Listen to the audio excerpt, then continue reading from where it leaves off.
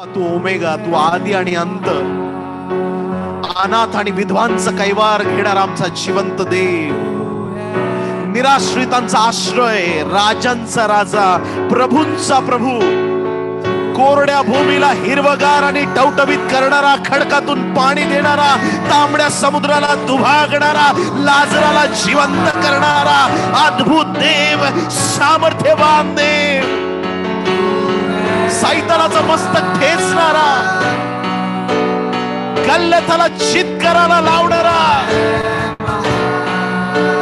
दाविदाला विजयी करणारा, सूर्य चंद्र ताऱ्यांना थांबवणारा. तुला धन्यवाद, तुला धन्यवाद, तुला धन्यवाद प्रभू. जीसस राबा बाबा शेखे रे मेनामा. स्वर्गीय बापा, आम्ही तुला धन्यवाद देतो. आज या सायंकाळी प्रभू तुझ्या चरणाशी आम्ही लोटांगण घेतो देवा. प्रभू, आम्ही मनापासून तुझे आभार मानतो. आजची रात्र संपन्न होण्याची रात्र आहे. आज रात्री कैक लोकांच्या जीवनाचा इतिहास बदलणार आहे. तुझी इच्छा आहे की गरीबाने म्हणावं की आता मी गरीब नाही, आता मी धनवान झालो आहे. अशक्ताने म्हणावं की मी सशक्त आणि बलवान झालेलो आहे. तुझा आत्मा येतो तेव्हा बदल घडतोच. तो आत्मा जलाशयावरती तळपत होता, बदल घडला. माडीवरच्या खोलीत तो आत्मा उतरून आला, बदल झाला. आज तोच पवित्र आत्मा इथं आहे. ज्या ज्या कानांपर्यंत हा संदेश जात आहे प्रभू, आज त्या घरामध्ये तुझी पवित्र संपन्नता येऊ दे. पुरून उरणारे आशीर्वाद येऊ दे प्रभू. तुझी बरकत आज रात्री आम्ही डिक्लेअर करतो. वचनाच्या उलगड्याने अंतःकरणात पवित्र आत्म्याच्या उकळ्या फुटू देत, सामर्थ्याच्या उकळ्या फुटू देत. बंधन तोड, अडखळणं दूर कर. स्वर्गातून येणारी वाणी आज नव्याने आमच्या कानी पडू दे. चिन्ह, चमत्कार आणि अद्भुत गोष्टी कर प्रभू. धन्यवाद पिते, आमची प्रार्थना आज तू जमेस धरलीस. ओठ माझे, शब्द तुझे असू देत. तू बोल आणि आम्ही ऐकू, असंच होऊ दे प्रभू. आम्हा सर्वांचा ताबा घे. ही सर्व प्रार्थना उद्धारक येशू याच्या गोड, पवित्र आणि सर्वोच्च नावात मागतो म्हणून पिते ऐक. Amen, amen, amen, amen, amen. Hallelujah. बोलो यीशु मसीह की, यीशु मसीह की. Hallelujah, hallelujah, hallelujah, hallelujah, hallelujah, hallelujah, hallelujah. बोलो यीशु मसीह की. आमेन. Praise Lord. आपण बसू शकता.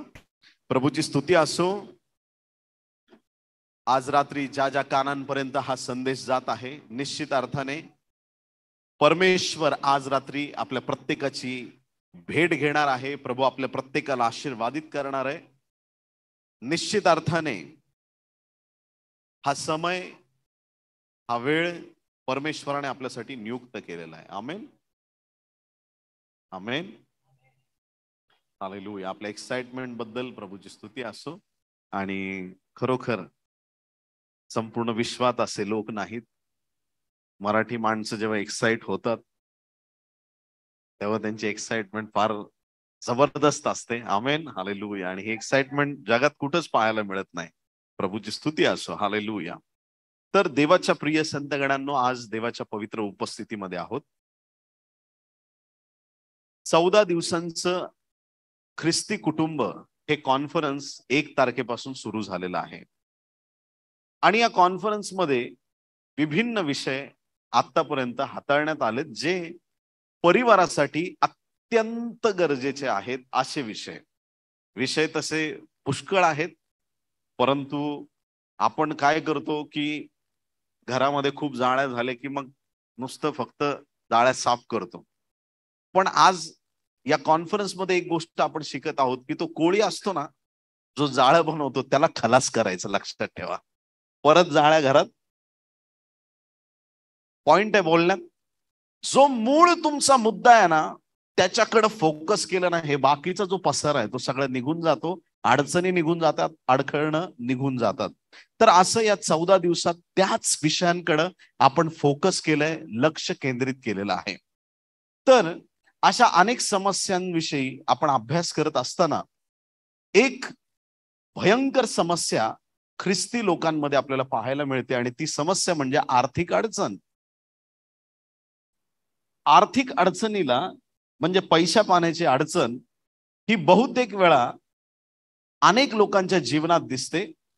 फायनान्शियल क्रायसिस जे आहेत ते खूप लोकांच्या जीवनात दिसतात, आणि आर्थिक अडचणीमुळे बरेचसे प्रॉब्लेम आपल्याला सामोरे जावे लागतात.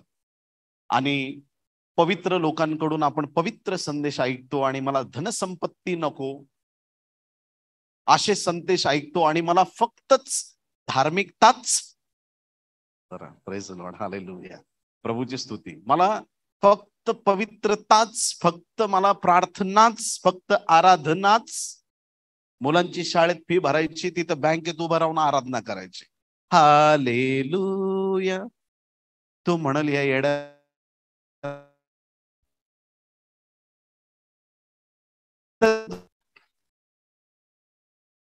मग पैसा हवा की नको, तर त्याविषयी आपण लक्ष केंद्रित करणार आहोत. आज पूर्ण कन्फ्यूज व्हायला तयार व्हा. हालेलुया. जे हवाय म्हणतील त्यांच्यासाठी पण उदाहरण आहेत, जे नको म्हणतील त्यांच्यासाठी डबल उदाहरण आहेत. ऐका, आता सुरुवात करू आपण. नीतिसूत्र 30वा अध्याय, proverbs chapter 30 verses 8 and 9. Proverbs chapter 30 verses 8 and 9. नीतिसूत्रे 30वा अध्याय वचन 8 आणि 9. ऐका, नीतिसूत्रे कोणी लिहिलं? शलोमोन राजा, सगळ्यात ज्ञानी आणि सगळ्यात हुशार आणि सगळ्यात श्रीमंत माणसाने काय लिहिलं? ऐका, व्यर्थ अभिमान व लबाडी माझ्यापासून दूर राख. बिझनेस करणाऱ्या लोकांना खूप व्यर्थ अभिमान आणि लबाडी दाखवायला लागते असं काही लोक शिकवतात. पण हा राजा असून जगातला सगळ्यात श्रीमंत माणूस, आजपर्यंत शल्मोनासारखा श्रीमंत माणूस जगात दुसरा झालाच नाही. तुम्ही ऐकलं का? आज सुद्धा हे सगळे तुम्ही बिल गेट वगैरे नावं ऐकताय ना, जर आज शल्मोन जर राजा असता, बिल गेट त्याच्या घरी पाणी भरायला असतं. खरंच सांगतो, फॅक्ट सांगतो, अशी संपत्ती इकडे मेन्शन केलेली आहे. बरं, तर व्यर्थ अभिमान व लबाडी माझ्यापासून दूर राख, दारिद्र्य किंवा श्रीमंती मला देऊ नकोस. काय देऊ नको? ऑलरेडी तू श्रीमंत झालाय आणि तू काय म्हणतोयस? मला श्रीमंती देऊ नको. म्हणजे याचा अर्थ तो एवढा श्रीमंत होऊ नये स्वतःला श्रीमंत मानत नव्हता. किती लोक आमेन म्हणतील? हालेलुया. आणि तो स्वतःला दरिद्री पण मानत नव्हता. तो स्वतःला श्रीमंत, जगातला सगळ्यात श्रीमंत माणूस स्वतःला श्रीमंत मानत नाही, स्वतःला गरीब मानत नाही. तर तो या ठिकाणी देवाला म्हणतो की मला दारिद्र्य किंवा श्रीमंती मला देऊ नको, मला आवश्यक तेवढे अन्न खायला दे. माझी अतितृप्ती झाल्यास मी कदाचित तुझा आवेर करीन. श्रीमंत माणसाला खूप संपत्ती मिळाली, हे जीवा,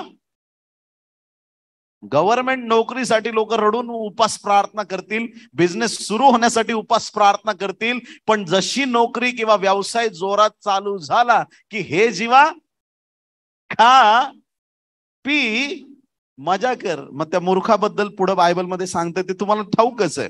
परंतु या ठिकाणी माझी अतितृप्ती झाल्यास मी कदाचित तुझा आवेर करीन. आणि परमेश्वर कोण आहे असे म्हणेन. मी दरिद्री राहिल्यास कदाचित चोरी करीन आणि माझ्या देवाच्या नामाची निंदा करीन.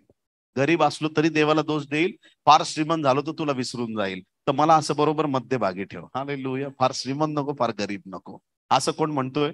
शल्मोन राजा. आता हे काय? बॅलन्स.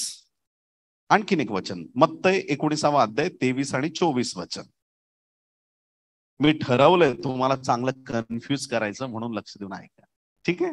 मत्तय 19वा अध्याय 23 आणि 24. आता पहिल्या वाचनात पाहिलं की बॅलन्स मध्ये पाहिजे.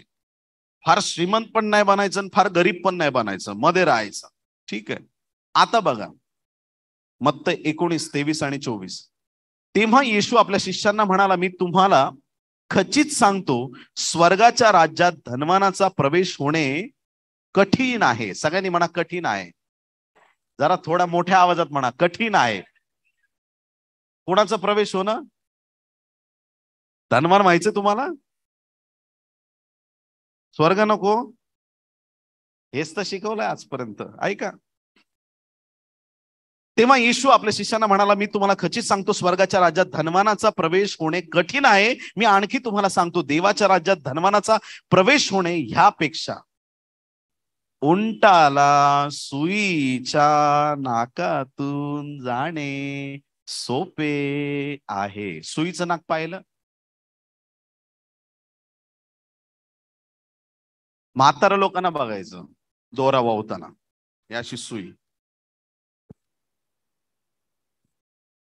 अर्धा तास खेळत बसतील, नंतर कोणाला तर सांग होऊन दे एवढं. इथं दोरा नीट जात नाही. देवबाप म्हणतो उंट जाणार त्याच्यातून. उंट मुंगीपेक्षा लहान आहे की नाही, कॅमल. त्या सुईच्या नाकातून उंट जाऊ शकेल. जाणं शक्य आहे का? नाही. पण तिथून उंट जाईल, पण श्रीमंत माणूस स्वर्गाच्या राज्यात जाणारच. व्हायचे का श्रीमंत? ऐका नीतिसूत्रे 10वा अध्याय 15व वचन. मला चांगलं कन्फ्यूज करू दे एकदा तुम्हाला. Praise the Lord, hallelujah. पहिलं तर आता श्रीमंत नको बाबा, श्रीमंत स्वर्गाचं राज्यच मिळणार नाही, काय करायची श्रीमंती? आता गरिबी पाहिजे का बघा. माझं तर विधवेच्या टोल्या, तो दरिद्री लाजर होता तेव्हा तसं राहू दे मला. ऐका आता, ऐका नीतिसूत्रे 10 आणि 15. प्रोवर्ब चॅप्टर 10 वर्स 15. ओके. धनवानाचे धन हे त्याचे बळकट नगर होय. धनवानाचे धन त्याचे बळकट नगर होय, परंतु गरिबांचा नाश त्यांच्या दारिद्र्यात आहे.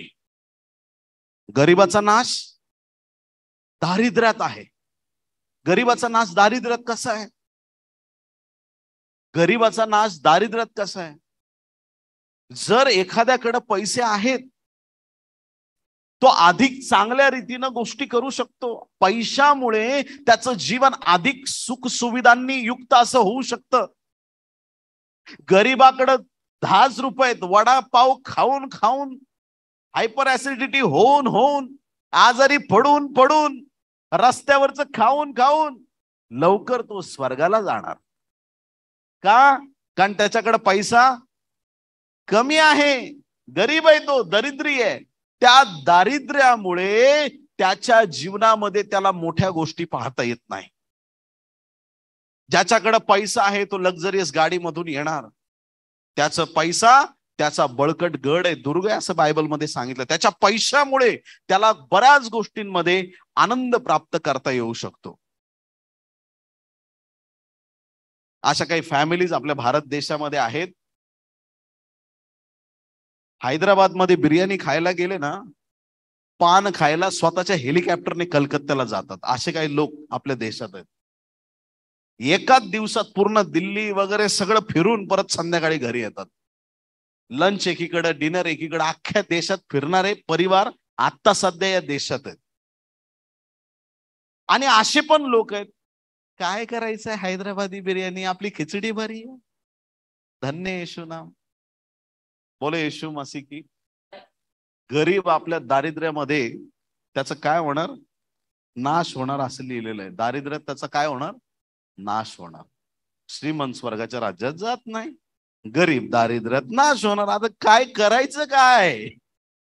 हा एक मोठा प्रश्न आपल्या समोर पडला आहे का? हो, पडलाय का नाही? कारण मी अजून कन्फ्यूज करू शकतो, माझ्याकडे वेळ आहे भरपूर तसा. Praise the Lord. कन्फ्यूज झालात ना बरोबर? मग श्रीमंत व्हायचं का गरीब व्हायचं? पैसा कमवायचा की नाही कमवायचा? कमवायचा तर किती कमवायचा? कसा कमवायचा? कसे पैसे माझ्याकडे येणार?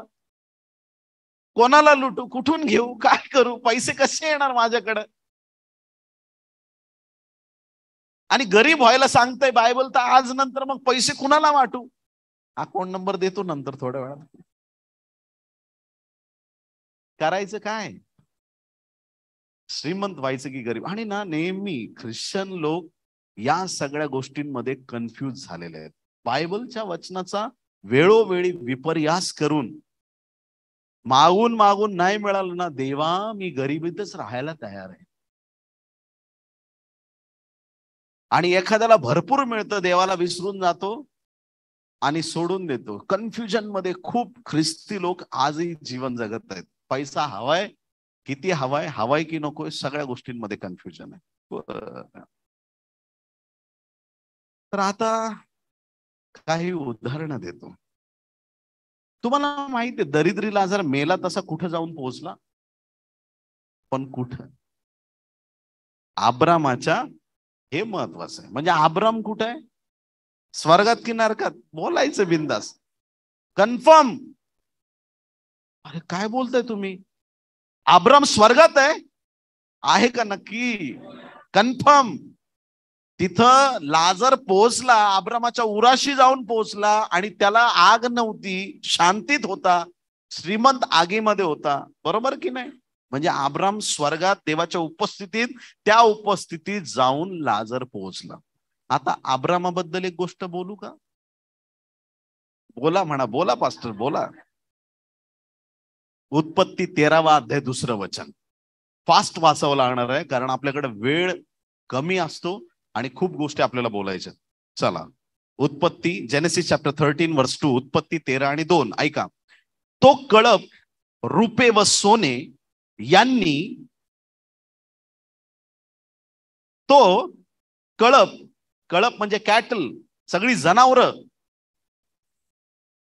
जनावरं म्हणजे काय? काही लोकांना असं वाटतंय काय जनावरं? अरे तुमची मर्सिडीज बेंज म्हणजे आमचा आब्रामाचं एक एक उंट आहे. हालेलुया. तुमच्या एक एक फोर व्हीलर म्हणजे आब्रामाचं एक एक बैल आहे. तसा असे धष्टपुष्ट जनावरं त्याच्याकडे आहेत. जनावरं म्हणजे त्या काळातले व्हेइकल होते. येशू ख्रिस्त कुठल्या बाईक वरती किंवा कार मध्ये बसून गेला का यरुशलेमेत? गाढवाच्या शिंगरावर बसून गेला. ते व्हेइकल होते, त्या काळातले वाहन ते होते. आणि यांच्याकडे एवढे कॅटल्स होते, म्हणजे याचा अर्थ त्यांच्याकडे एवढे वाहन, एवढे साधनं होते का त्यामध्ये अब्राम सांगतोय, अब्राम बद्दल बायबल सांगतोय, तो कळप रुपे म्हणजे चांदी, रुपे व सोने यांनी, यांनी हिम्मत असली तर वाचा, कसा होता? संपन्न होता. दरिद्री लाजार श्रीमंत माणसाच्या उराशी जाऊन पोहोचलेला आहे. मी तुम्हाला सांगतो, तो धनवान जो होता ना, तो गरीबावर दया करत नव्हता, आतमध्ये घरात राहत होता. जो धनवान दरिद्री लाजार ज्या गेट वरती पडलेला होता, त्याच्या आतमध्ये जो धनवान होता ना, खरंच तो धनवान नव्हता, तो खरा भिकारी होता. बाहेरचा लाजार खरा धनवान आहे, कारण त्याच्या जीवनामध्ये त्याने देवाला ओळखलेला आहे. Hallelujah, praise the Lord. आणि जो स्वर्गात जाऊन ज्यावेळेस लाजर पोहोचला ना, तुम्हाला कळते का फरक? इथला धनवान त्याला जवळ करत नाही, तिथल्या धनवानाने त्याला जवळ केलं. फरक कळतोय? सगळ्यांनी म्हणा, अब्राम संपन्न होता. वचनातून प्रूव्ह केलं मी. पहिले राजे 10वा अध्याय 23वा वचन. फर्स्ट किंग्स चॅप्टर 10 वर्स 23. पहिले राजे 10 आणि 23. पहिले राजे 10:23 ऐका. शल्मोन राजा धन व शहाणपण ह्या बाबतीत पृथ्वीवरल्या सर्व राजांहून श्रेष्ठ होता. सगळ्यांनी म्हणा, श्रेष्ठ होता. शल्मोन राजा संपन्न होता, श्रेष्ठ होता. त्याच्यासारखी धनसंपत्ती जगात कुणाकडेच नव्हती. सगळ्यात जास्त संपत्ती राजाकडे असते, आणि शल्मोन राजा एवढी संपत्ती जगात कुणाकडेच नव्हती. शल्मोन राजा सगळ्यात श्रीमंत जगातला एक माणूस होता. पहिले राजे 3रा अध्याय 12 आणि 13 वचन.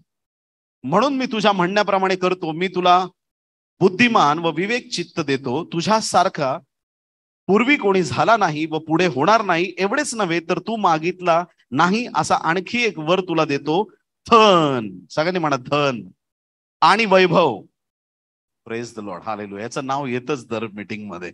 घ्यायचं नव्हतं आज तरी आलं. ठीक आहे. धन आणि वैभव हे तुला देतो, तुझ्या सर्व आयुष्यात सर्व राजांमध्ये तुझ्या समान कोणी असणार नाही. आमेन. कोण म्हणतंय तुला धन देणार? धन संपत्ती तुला देणार असं त्याला कोण म्हणतंय? परमेश्वर म्हणतोय. शलमोन राजा संपन्न होता, अब्राहम संपन्न होता, पूर्वेकडच्या देशांमध्ये योब सगळ्यात संपन्न होता. वाचा योब 1 अध्याय 3 वचन.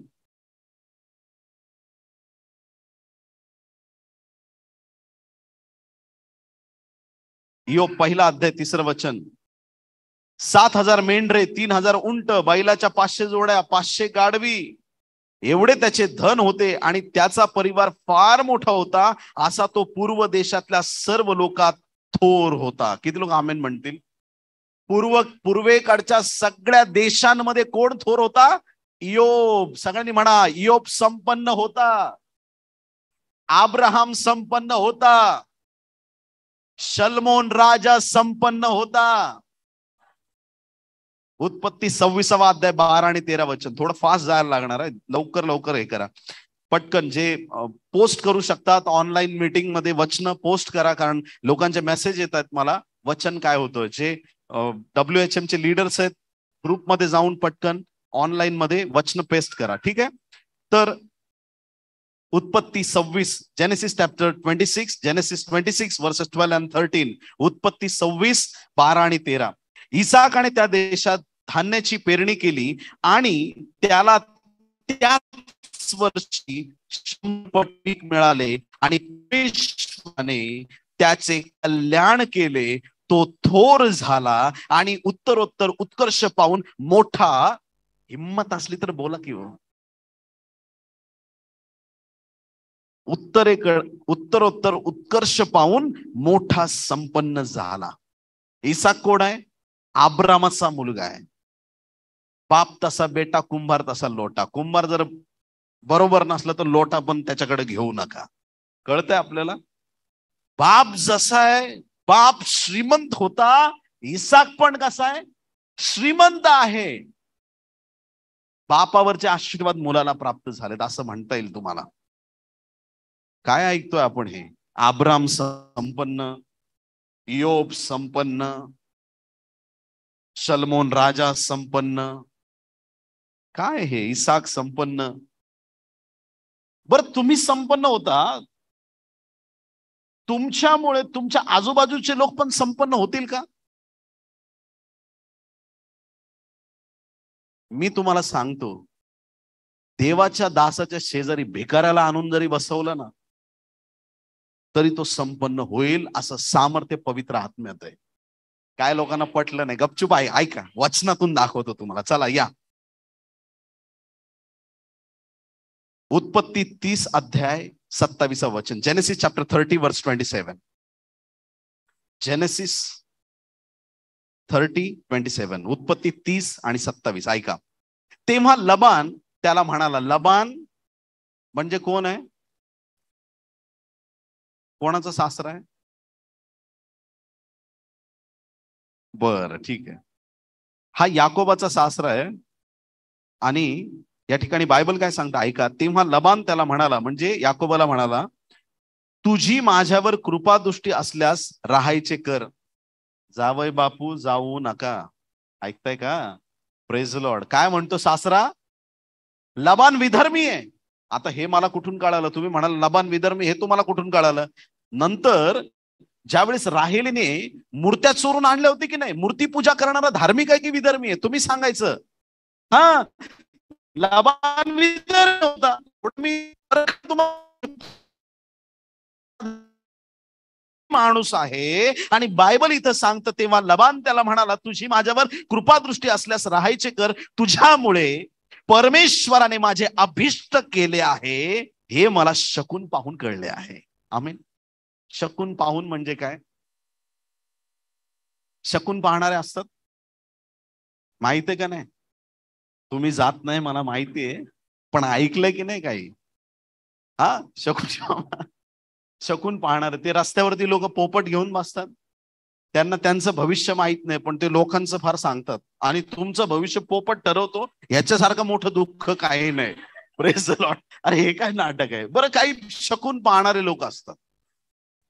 जसं प्रॉफिटिक गिफ्ट जे आहे पवित्र आत्म्याकडून आहे, तसे काही प्रॉफिटिक गिफ्ट सैतान पण काही लोकांना देतो. आणि ते ऍक्युरेट सांगतात. ऍक्युरेट सांगतात. चेंबूरवरून मागे एक परिवार आपल्याकडे आला होता काही वर्षांपूर्वी. नवरा बायको दोघे पण लांब लांब बसले होते दोघे पण.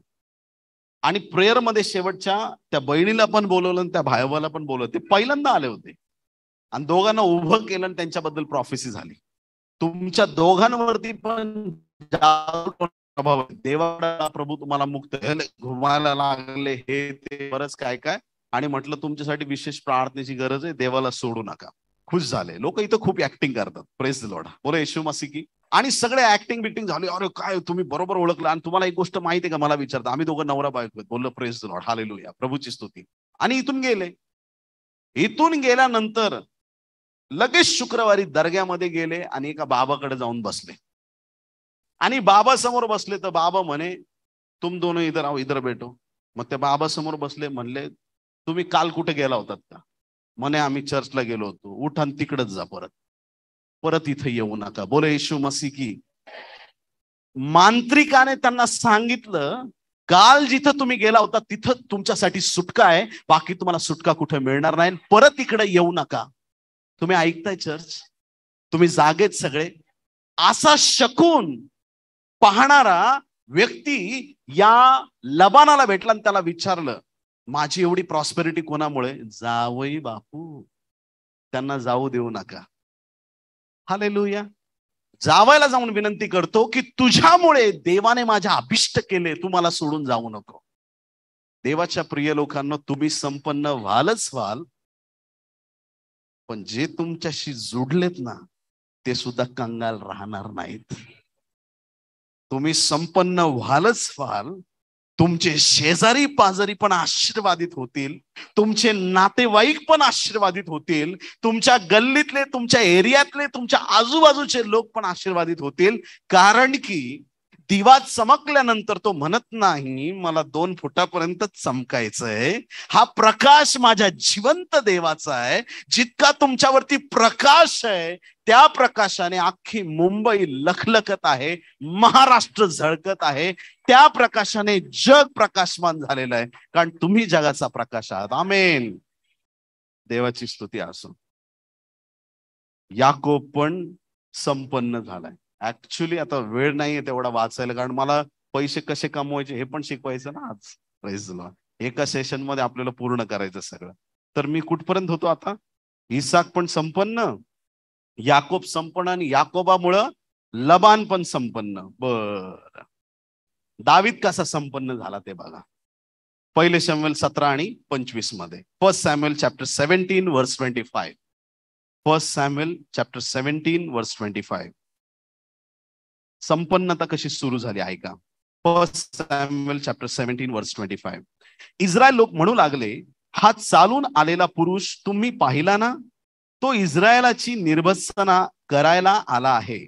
जो कोणी त्याला ठार मारेल त्याला राजा बहु धन देऊन संपन्न करेल. जो त्या बलिष्ठाला मारेल, बलिष्ठी कोण होता? गल्ल्यात. जो गल्ल्यात ह्याला मारेल तो संपन्न होईल. आपली आणि राजा आपली कन्या त्याला देईल आणि इस्रायलात त्याच्या बापाचे घराणे स्वतंत्र केले जाईल. आमेन. दाविदाने गल्ल्याथाला मारलं त्या दिवशी दावीद श्रीमंत झाला. किती लोक आमेन म्हणतील? तुमचा गल्ल्यात किती पण आरडाओरडा करू द्या, त्याच्या छाताडावर तुम्ही पाय दिल्याशिवाय राहणार नाही. तुमच्या गल्ल्यात आता तुम्ही शिरच्छेद केल्याशिवाय राहणार नाही, कारण देवाने तुम्हाला आशीर्वादित केलेलं आहे यासाठी की तुमच्याद्वारे जीवनातून, तुमच्या जीवनातून देवाचं गौरव व्हावं. देवाच्या प्रिय संतगणांनो, या ठिकाणी दावीद संपन्न झाला आणि जिथं जिथं लढाई करायला जायचा तिथून तिथून लूट घेऊन यायचा. यासाठी आणायचं की त्याला मंदिर बांधायचं होतं. आणि त्यावेळेस जेव्हा जेव्हा दाविदाने युद्ध लढली, प्रत्येक युद्धानंतर, युद्ध म्हणजे काय? शेजारच्यांशी भांडणं एवढं सोपं नाही. नळाला तुझा हांडा पुढं का लावला, माझा पुढं होता. एवढं सोपं नाही. कमरेला पदर वगैरे टाकून भांडणं म्हणजे युद्ध नाही. युद्ध म्हणजे समोरच्याकडे शस्त्रास्त्र असणार. तुमची एक चूक आणि तुमचा जीव गेलाच म्हणून समजा. जितक्या वेळा दाविदाने आपला जीव धोक्यात घातला, तो धोक्यात जीव घालताना त्याला माहित होतं माझ्या पुढं माझा देव चालत आहे, मी मरणार नाही. हालेलुया. सगळे म्हणा, मी मरणार नाही, मी सैतानाला मारीन. बोलो येशू मसीह की हालेलुया. दावीद जितके युद्ध लढला त्या युद्धानंतर तो संपन्न होत गेला. अब्राम संपन्न आहे, आमेन. सगळ्यांनी म्हणा, अब्राम संपन्न होता, इसाक संपन्न होता, याकोब संपन्न होता, दावीद संपन्न होता, ओबेद अदोम, म्हणा असं, ओबेद अदोम संपन्न होता. ऐका, पहिले इतिहास 13 आणि 14. फर्स्ट क्रॉनिकल्स चॅप्टर 13 वर्स 14. पहिले इतिहास 13 आणि 14. देवाचा कोश ओबेद अदोम ह्याच्या घरी 3 महिने राहिला. कोश राहिला म्हणजे डायरेक्ट घरी त्याच्या देव आला असं म्हणायचं. 3 महिन्यासाठी. किती महिन्यासाठी? हर्ष माझ्या जीवाचा मी सांगू कुणा, आज आहे की नाही. प्रभू आला घरी, पाहुणा आला की नाही घरी, आहे की नाही. जुन्या करारात प्रभू पाहुणा भेटायला यायचा. अब्रामा मी आलो, पाहुणा. नवीन करारातल्या लोकांनी गाणे गायचे नाहीत, प्रभू माझ्या घरी पाहुणा आलाय वगैरे वगैरे नाही. तो पाहुणा नाही, परमनंट रेसिडेन्शियल म्हणून तुमच्याकडे आलेला आहे, कायमचं वास्तव्य घेऊन आलेला आहे. बरं, या ओबेद अदोमच्या घरी 3 महिने कराराचा कोश राहिला. पुढे परमेश्वराने ओबेद अदोमचे घराणे व त्याचे सर्वस्व यांना काय दिली? बरकत दिली. बायबल सांगतं त्यांना बरकत दिली. हालेलुया. देवाची उपस्थिती बरकत आणणारी आहे. देव भिकारी करत नाही, देव धनवान करणारा आहे. माझा प्रभू आला की बरकत व्हायला सुरुवात होते. माझा प्रभू आला की बँक अकाउंट भरायला सुरुवात होते. माझा प्रभू आला की रिकामे खिसे भरायला सुरुवात होते. कर्ज काढणारे कर्ज द्यायला सुरुवात करतात. कारण माझ्या बायबलमध्ये लिहिलंय, राष्ट्रांची संपत्ती तुझ्याकडे येईल. राष्ट्रांची संपत्ती म्हणजे काय? अमेरिकन डॉलर पण तुमच्या खिशात असतील, ऑस्ट्रेलियन डॉलर पण तुमच्या खिशात असतील, मलेशियन रिंगीट पण तुमच्या खिशात असेल, दराम असो, दिराम असो, नाहीतर इस्रायली करन्सी शेकेल असो, हे सगळ्या प्रकारचे पैसे तुमच्याकडे असतील. कारण हा आशीर्वाद माझ्या देवाने दिलाय. देव बरकत देणार आहे. किती लोक आमेन म्हणतील? देवाने तुम्हाला भीक मागण्यासाठी बोलवलेलं नाहीये. स्वीकारता येईल तर स्वीकारा. हालेलुया. स्वीकारता येईल तर स्वीकारा. बर, इथपर्यंत क्लिअर सगळ्यांना? पार्ट टू मध्ये असं आहे. पहिला पार्ट हा आहे की देव संपन्न करतो. आता पार्ट 2 मध्ये असं आहे, काही विशेष प्रकारचा पैसा आपल्याला चालत नाही. स्वार्थाचा आणि पापाचा पैसा आपल्याला चालत नाही. कोणी आमेन म्हणाल का? पहिले तिमोथी 6:10. फर्स्ट तिमोथी चॅप्टर 6 वर्स 10. पहिले तिमोथी 6वा अध्याय 10व वचन. फर्स्ट तिमोथी 6:10. कारण द्रव्याचा लोभ सर्व प्रकारच्या वाईटाचे एक मूळ आहे. ऐकताय का? नक्की ऐकताय का? थोडा मोठा आवाज आला तर खूप आनंद होईल मला. ऐकताय? कारण द्रव्याचा लोभ सर्व प्रकारच्या वाईटाचे एक मूळ आहे. त्याच्या पाठीस लागून कित्येक विश्वासापासून बहकले आहेत आणि त्यांनी स्वतःच पुष्कळशा खेदांनी भोसकून घेतले आहे. पैशाचा लोभ नकोय, पहिली गोष्ट. बर, आणखीन थोडं बोलू का? काही मंडळींकडे खूप पैसा आहे, बँक अकाउंट काही मंडळींचे भरपूर फुल भरलेले आहेत. बँक फुटल की काय असा पैसा काही चर्चेसकडे आहे. त्या चर्चसाठी बायबलमध्ये काय लिहिलं आहे का? लवदिकिया मंडळीबद्दल प्रकटीकरण 3 अध्याय 17 वचन. रिव्हिलेशन चॅप्टर 3 वर्स 17. मी श्रीमंत आहे, मी धन मिळवले आहे व मला काही उणे नाही असे तू म्हणतोस, पण तू कष्टी, दीन दरिद्री, आंधळा व उघडा वागडा आहेस हे तुला कळत नाही. काही लोकांकडे खूप पैसे आहेत, पण देव म्हणतो की तू दीन दरिद्री आणि कंगाल भिकारी आहे असं बायबलचं वचन सांगतं. आणखी पुढं ऐका, अध्याय 13 वचन, वर्स 3. उपदेशक 5 आणि 13.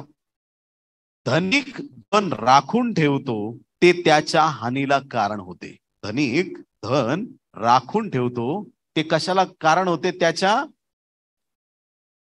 हानीला कारण होते.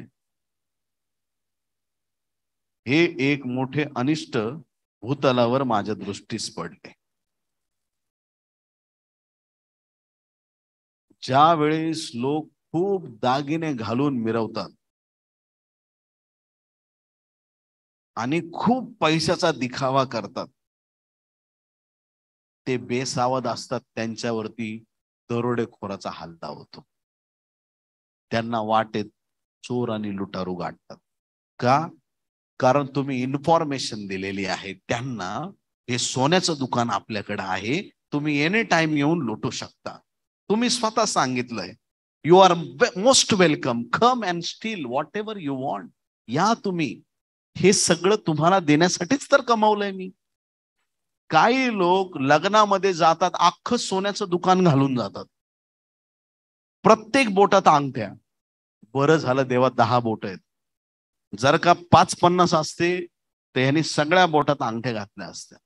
10च्या 10 बोटात अंगठ्या, ब्रेसलेट, गळ्यामध्ये काय काय काय काय, पूर्ण सगळं सोनच सोनं. काही काही माणसं अंगावर काहीच नसतं, पण माणसं सोन्यासारखी असतात. तुम्ही तसे सोन्यासारखे आधी बना. दुसऱ्यांना दाखवण्यापेक्षा तुमची श्रीमंती कशी असते माहिती का? हालेलुया. फक्त काही लोकांना खूप सोनं दाखवतात, पण काही लोक असे खूप सोनं दान करतात. ह्याच्यात कोण मोठं आहे ते तुम्ही बघून घ्या. पर ऐका, स्तोत्रसंहिता 37 आणि 16. स्तोत्रसंहिता 37:16. नीतिमानाचे अल्पधन अनेक दुर्जनांच्या विपुल धनापेक्षा उत्तम आहे. नीतिमानाचे अल्पधन दुर्जनाच्या विपुल धनापेक्षा उत्तम आहे. दुर्जनाचे विपुल धन म्हणजे काय? कोणाची सुपारी घे, एखाद्याचे हप्ते वसूल कर, नको तो अनाठाई पैसा जमा कर, गुंडागिरी कर. काही लोक फार चुकीच्या मार्गाने पटापट पटापट पैसे कमवतात, पटापट पटापट मरून जातात, पैसे इथं सोडून जातात. मी आजपर्यंत ऐकलं नाही त्यांनी खूप पैसे कमवले, संगती घेऊन पण गेला बॅग भरून.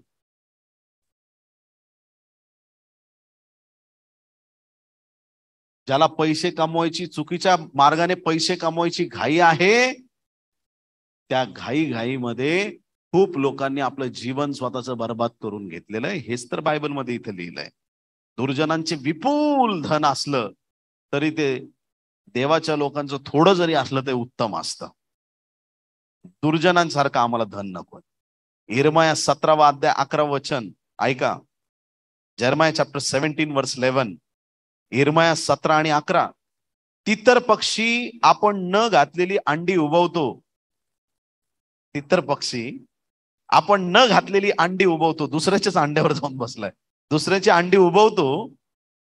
तसे अन्यायाने धन मिळवणाऱ्याचे आहे, ते त्याला त्याच्या आयुष्याच्या ऐन भरात सोडून जाईल व तो अंतिम मूर्ख ठरेल. अचानक धन सोडून जाईल. धन जे आहे ना, संपत्ती, त्या धन संपत्तीच्या पायाखाली चाकं असतात आणि ते एकीकडून निघालं पटकन दुसरीकडे निघून जातं. धन संपत्ती पटकन इकडून तिकडे ट्रान्सफर होते. म्हणजे गुगल पे, फोन पे बद्दल किंवा आरटीजीएस, एनईएफटी बद्दल नाही बोलत, पण धन असंच आहे. धन चंचल आहे, धन थांबत नाही. धन थांबण्यासाठी पण काही गोष्टी आहेत. मूर्खाकडे किती पण द्या, तो 2 तासात खलास करतो, दिवसात नाही, तासात. खूप असे लोक बघितलेत मी. माझे पैसे मिळणार आहेत, माझे पैसे मिळणार आहेत, पुढच्या महिन्यात मिळणार. 30 दिवस हा प्लॅन करतो, हे कसे उडवायचे, आणि नंतर 8 दिवस अशी मजा मारतो, आयुष्यातली सगळ्यात मोठी मजा. 1, 2 दिवस, 4 दिवस, 8 दिवसात सगळे पैसे संपले.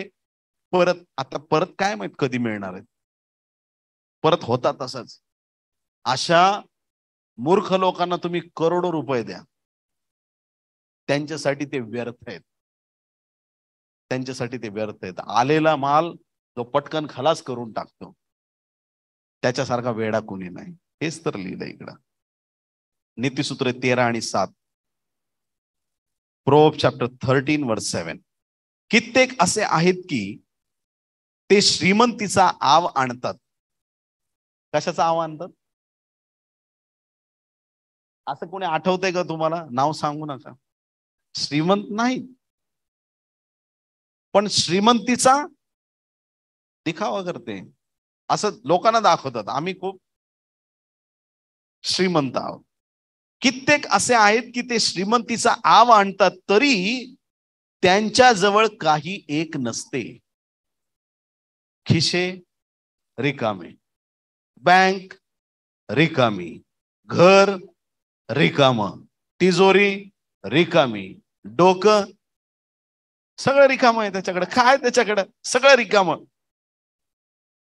कित्येक असे आहेत की ते गरिबी दाखवतात, तरी त्यांच्या जवळ बहुत धन असते. आमेन.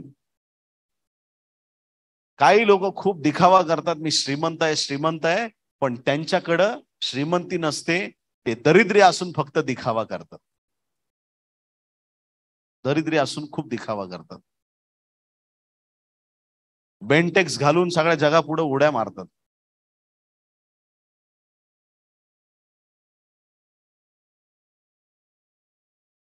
फाटके तुटके कपडे एकत्र करून शिवून असं दाखवतात नवीन आहेत. दिखावा. चोर बाजारातून मोबाईल उचलून आणतात, पण इकडे अशी शायनिंग मारतील का माझ्यासारखा कुणीच नाही.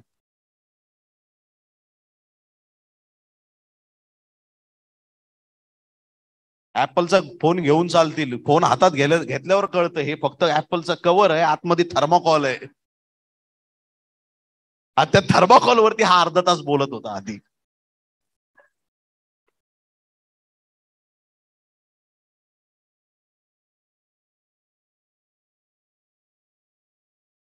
काही महाभाग मी असे बघितलेत मिनिस्ट्रीमध्ये. पास्टर प्रेयर करा, इतका पैसा यावा ना माझ्याकडं, अख्ख्या गावाला कळावं माझा देव जिवंत आहे. अरे थांब, नुसतं एक्सलेटर आहे, ब्रेक मार जरा. तुला दिखावा करण्यासाठी पैसा पाहिजे, तुला 1 रुपया मिळणार नाही. बोलो येशू मसीह की. तुला गावाला दाखवायचंय तू किती श्रीमंत आहे, म्हणून तुला देव पैसा देईल, कधीच देणार नाही. लक्षात ठेवा. माझ्या मित्रांना कळू द्या माझा देव जीवन. तुला देवाचं काही पडलेलं नाही, नाही तर तू गॉस्पल शेअर करत बसला असता. तुला फक्त तुझी कॉलर टाईट करायची म्हणून तू देवाला पैसा मागतोय. सिंपल गणित आहे. पहिली गोष्ट आपण शिकलो, बायबल मधले कैक लोक धनवान आणि श्रीमंत आहेत. देवाचे लोक धनवान आणि श्रीमंत आहेत. पैसे किती वाईट आहेत हे पण आपल्याला शिकवलंय. ही जी सगळी वचनं आपण वाचली त्याच्यातून आपल्याला कळालं की कशा प्रकारे पैसा वाईट आहे. पैसा कोणी कमवतं, वाईट लोक पण पैसा कमवतात. जे जगातले चुकीचे लोक आहेत त्यांच्याकडे पण पैसा आहे की नाही? वाईट लोकांकडे पैसा आहे, चुकीच्या लोकांकडे पैसा आहे. ते चांगलं करो वाईट करो त्यांचं गणित वेगळं आहे. पण देवाच्या लोकांचं गणित हे देवाने ठरवलेलं आहे आणि ते जगापेक्षा भिन्न आहे. देव तुम्हाला संपन्न करायला तयार आहे. पण पण एक गोष्ट लक्षात ठेवा, देवापेक्षा पैशाला मोठं करू नका. बस एकच गोष्ट आहे. देवापेक्षा देव तुम्हाला पैसा देईल, देव तुम्हाला संपत्ती देईल, तुमच्या जमिनी असतील, तुमचे घर असतील, सोनं नाणं चांदी तुमच्याकडे विपुल असेल. पण एकच अट आहे, ज्या दिवशी तुम्ही पैशाला देवापेक्षा मोठं समजाल त्या दिवशी तुमचा पैसा गेलाच म्हणून समजा. आणि जर पैसा नाही गेला, तोच पैसा तुम्हाला फिरायला घेऊन जाईल नरकात. म्हणून प्रभूने सांगितलंय, श्रीमंत स्वर्गाच्या राज्यात प्रवेश मिळणार नाही. सुईचं नाक. लक्षात आहे की नाही? ज्या वेळेस तुम्ही देवाकडे धनसंपत्ती मागता, त्याच्या बरोबर नम्रता पण मागा. इतका पैसा दे देवा का मोजायला माणसं ठेवील मी. आमेन, हालेलुया. तुम्हाला तुमचाच हिशोब लागणार नाही, एवढा पैसा तुमच्याकडे येईल. पण तुमची नजर येशूवरून हटता कामा नये. बस एकच गोष्ट आहे. अब्रामाने कधीच त्याच्या जीवनामध्ये पैशाला जास्त महत्व दिलं नाही. एवढा पैसा, एवढा संपन्न आहे, तरी देवाला विचार, देवा मी असंच मुलाबाळाशिवाय जाणार का रे देवा? आकाशातले तारे बघ अब्रामा, ही वाळू बघ, अशी संतती देणार आहे. हालेलुया. संपत्ती नव्हती का त्याच्याकडं? पण त्याची नजर फक्त देवाकडे होती. दाविदाने कधीच त्याच्या पैशांवरती घमंड केला नाही. पैशाच्या जोरावर मी युद्ध लढणार नाही. स्वतः जायचा आणि लढायचा आणि युद्ध जिंकूनच यायचा. दावीदपुरातले लोक नेहमी तयारीत असतील. कुठे गेला राजा? युद्धावरती. संध्याकाळी सेलिब्रेशनला या बरं का सगळे. सेलिब्रेशनला त्यांना गॅरंटी आहे आमचा राजा हरू शकत नाही. देवाच्या लोकांना पण गॅरंटी पाहिजे,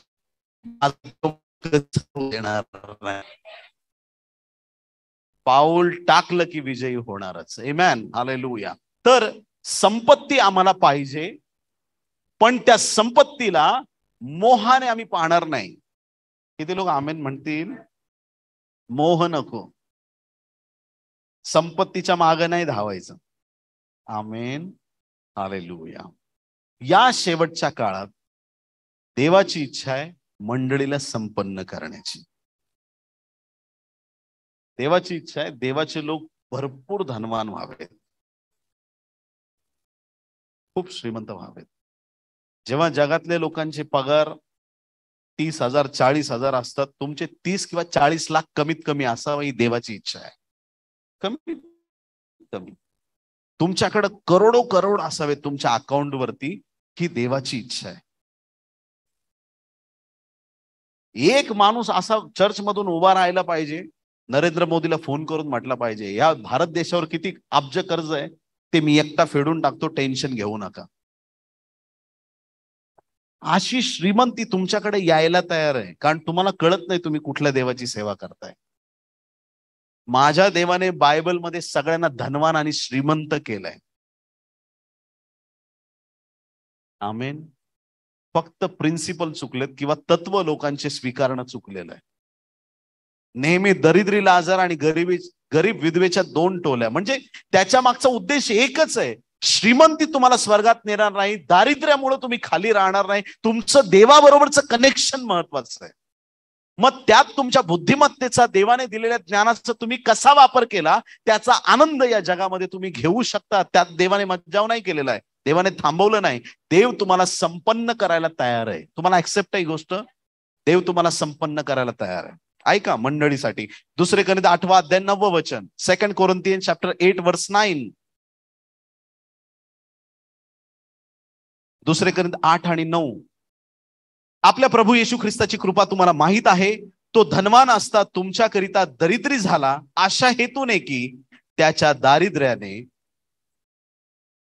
दारिद्र्याने तुम्ही धनवान व्हावे. आमेन. येशू ख्रिस्त दीन आणि दरिद्री झाला. का झाला? त्याच्या दारिद्र्याने आम्ही देवाची इच्छा आहे तुम्ही धनवान व्हावं. रोमकरासपत्र 15वा अध्याय 14व वचन. रोमन चॅप्टर 15 वर्स 14. रोम 15:14. बंधुजन हो, तुम्ही चांगुलपणाने भरलेले, सर्व प्रकारच्या ज्ञानाने संपन्न झालेले व एकमेकांना बोध करायला समर्थ आहात, अशी तुमच्याविषयी माझी स्वतःची ही खात्री झाली आहे. देवाने तुम्हाला सर्व प्रकारच्या ज्ञानाने सुद्धा संपन्न केलंय. फक्त पैशांनी नाही, ज्ञानाने तुम्ही ज्या गोष्टीत हात घालाल त्या गोष्टीत तुम्ही संपन्न आहात. Hallelujah, praise the Lord. तुमच्या शिक्षण करत असताना ज्ञानाने तुम्ही संपन्न व्हाल. एखाद्या बिझनेसमध्ये तुम्ही पाऊल ठेवाल, त्या बिझनेसमध्ये तुम्ही संपन्न व्हाल. एखाद्या ठिकाणी तुम्ही कुठल्याही गोष्टीत हात घालाल, त्या ठिकाणी तुम्ही संपन्न व्हाल, कारण संपन्न होण्याचा आशीर्वाद देवाने तुम्हाला दिलेला आहे. अनुवाद याचा 28वा अध्याय 12व वचन. अनुवाद 28:12. डिटरोनॉमी चॅप्टर 20 आणि वर्स 12. डिटरोनॉमी 28:12. परमेश्वर तुझ्यासाठी आपले उत्तम भांडार म्हणजे आकाश खुले करून तुझ्या भूमीवर योग्य ऋतूत पाऊस पाडेल व तुझ्या हातच्या सर्व कामाला बरकत देईल. तू पुष्कळ राष्ट्रांना उसने देशील, पण तुला कोणाकडूनही उसने घ्यावे लागणार नाही. कोणाला उसने? तुम्हाला जपानवरून फोन येईल. ऐकताय का तुम्ही? कुठून फोन येईल? गणेश ब्रदर, जपानवरून फोन येईल. Hello mister Ganesh, we would like to have some loan from you, is it possible? Okay, पाठवू, काळजी करू नका. किती अरब पाहिजे घेऊन, काय प्रॉब्लेम नाही. आमच्या ऍडव्होकेटशी बोला, फंड ट्रान्सफर. तुम्ही राष्ट्रांना उसने द्या, राष्ट्रांना उसने द्या. सिंगापूरमध्ये जोसेफ प्रिन्स पास्टरांचं चर्च आहे. गव्हर्नमेंटला कमी पडली ना तर ते पास्टर प्रिन्स करून पैसे उधार घेतात. सत्याची आता फॅक्ट आहे ही. ऐकताय तुम्ही? चर्च त्यांना उसने, गव्हर्नमेंटला पैसे उसने देत. आता गव्हर्नमेंटला ज्यांनी कर्जबाजारी केलंय, यांच्या प्रार्थनेला विरोध करण्याचं कोणाच्या बापात हिंमत आहे? ती प्रार्थना बंद करा. काय चाललंय ते गुरुवारचं? आमचे पैसे टाक. बरं चालू राहू द्या, जोपर्यंत देत नाही चालू राहू. थोड्या अजून मिळतील का? घे. कळतंय तुम्हाला? देवाची इच्छा आहे तुम्हाला संपन्न करावं. अनुवाद 30 आणि 16. डिट्रोनॉमी 30 वर्स 16. तू आपला देव परमेश्वर ह्याच्यावर प्रीती कर, त्याच्या मार्गाने चाल आणि त्याच्या आज्ञा, विधी व नियम पाळ. ही आज्ञा आज मी तुला देत आहे, म्हणजे तू जिवंत राहून बहुगुणित होशील आणि जो देश वतन करून घेण्यास तू जात आहेस, ते तुझा देव परमेश्वर तुला बरकत देईल. सगळ्यांनी म्हणा, बरकत देईल. आमेन, हालेलुया. 2 कोरिंथ 9वा अध्याय 10 आणि 11 वचन. 2 कोरिंथ 9वा अध्याय 10 आणि 11 वचन. संपन्न होण्यासाठी आणखीन एक सुंदर मार्ग देवाने आपल्याला दिलाय. 2 कोरिंथ 9, 10 आणि 11 वचन. 2 कोरिंथियन्स 9, 10 and 11. जो पेरणाऱ्याला बी पुरवतो व खाण्याकरिता अन्न पुरवतो, तो तुम्हाला बी पुरविल व ते बहुगुणित करील आणि तुमच्या नीतिमत्वाचे फळ वाढविल, म्हणजे तुम्ही सर्व प्रकारच्या औदार्यासाठी सर्व गोष्टींनी संपन्न व्हाल. त्या औदार्यावरून आमच्याद्वारे देवाचे आभार प्रदर्शन होते. बायबलमध्ये स्पष्ट सांगितलंय, देवाला देणारे लोक नेहमी संपन्न होतात. आमेन, हालेलुया. देवाला देणारे लोक नेहमी संपन्न होतात. दशमांश देणारे लोक संपन्न होतात. दान देणारे लोक संपन्न होतात. देवाला दिल्यानंतर परमेश्वर मला कितींदा देवाला दिल्यावर आमची बरकत होते, आमच्या जीवनात उन्नती येते. यशाया 60 आणि 5 वचन. आयझाया चॅप्टर 60 वर्स 5. हे पाहशील तेव्हा तुझ्या मुखावर आनंद चमकेल, तुझ्या हृदयाला स्फुरण येऊन ते विकास पावेल. बायबल मध्ये एकदाच विकास शब्द आलाय, ते वचन मी वाचतोय. Hallelujah, praise the Lord, hallelujah. प्रभूची स्तुती असो. तुझ्या हृदयाला स्फुरण येऊन ते विकास पावेल, कारण समुद्राकडून विपुल धन तुझ्याकडे लोटेल. आता काही लोकांना कळत नाही समुद्राकडून म्हणजे काय. म्हणजे आता मासेमारी चालू करू का? ऐकताय का सगळे?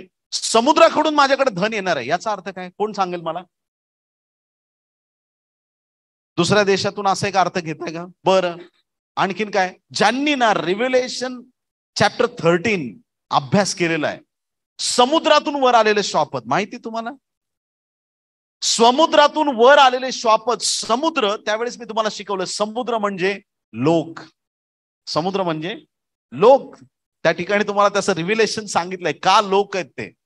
पण समुद्र या ठिकाणी सांगितलंय, समुद्र म्हणजे जर लोक आहेत बायबलच्या रिव्हिलेशन प्रमाणे, तर समुद्राकडून विपुल धन तुझ्याकडे लोटेल. म्हणजे या जगातले सगळे लोक तुमच्या भेटीला येतील आणि ते तुम्हाला पैसे देऊन जातील. आमेन, हालेलुया, प्रेज द लॉर्ड. तुम्हाला राईट कनेक्शन्स मिळतील आणि योग्य मार्गातून, सगळ्या समुद्रातून जिथं जिथं पैसा आहे तिथून तिथून तो तुमच्याकडे चालून येईल. आमेन. येशूला कॉईनची गरज होती, समुद्रातून पैसे मिळाले येशूला. कर भरायला पैसे मिळाले का नाही, का सगळं सांगावं लागेल? आहे ना, तुम्ही बायबल वाचणारे लोक जास्त डिटेलमध्ये जायला नको. प्रभूला पैशांची गरज आहे हे वचन क्लेम केलंय. हालेलुया. समुद्रातून प्रॅक्टिकली पैसे आलेत, समुद्रातून पैसे आलेत. परमेश्वर तुम्हाला समुद्रातून पैसे पाठवणार आहे. आमेन. लोकांमधून तुमच्याकडे पैसे येतील. विचार करा,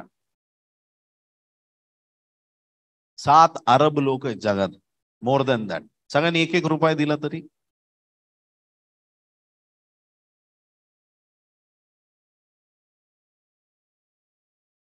झाले ना सगळ्यात श्रीमंत.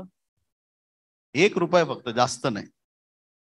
मग तो 1 रुपया आणायचा कसा, तो पैसा घेऊन यायचा कसा, बघणार आपण पुढे. आता आणखीन आम्हाला काय गोष्टीची गरज आहे. नीतिसूत्रे 8वा अध्याय 18 वचन. प्रोव्हर्ब्स 8:18. नीतिसूत्रे 8 आणि 18. संपत्ती व मान, टिकणारे धन व न्यायत्व ही माझ्या हाती आहेत. आमेन. देवाच्या हाती आहे. संपत्ती एखाद्याला देणं कोणाच्या हाती आहे? देवाच्या हाती आहे. मत्तई 6वा अध्याय 21 वचन. मॅथ्यू 6:21. कारण जेथे तुझे धन आहे तेथे तुझे मनही लागेल. जेथे तुझे धन आहे. आता या ठिकाणी आध्यात्मिक अर्थ आम्ही घेतला पाहिजे. जिथं धन आहे तिथं मन लागेल. जर तुम्ही तिजोरीत पैसे ठेवलेत, तुम्हाला लक्षात ठेवावं लागतं की तिजोरीत तुम्ही पैसे ठेवा. तुम्ही सोनं ठेवलंय, ती जागा तुम्हाला लक्षात ठेवावी लागते. नाही तर साखरेच्या डब्यात देता टाकून सोन्याचे दागिना आणि अख्खं घरभर शोधत बसता. इकडचे आपले लोक चांगले आहेत, पण काही असे लोक आहेत ज्यांना दागिने कुठं ठेवलेत हे आठवत नाही. आणि मग पास्टरला फोन करतात, दागिने सापडत नाही पास्टर, तुम्ही उपास प्रार्थना करा.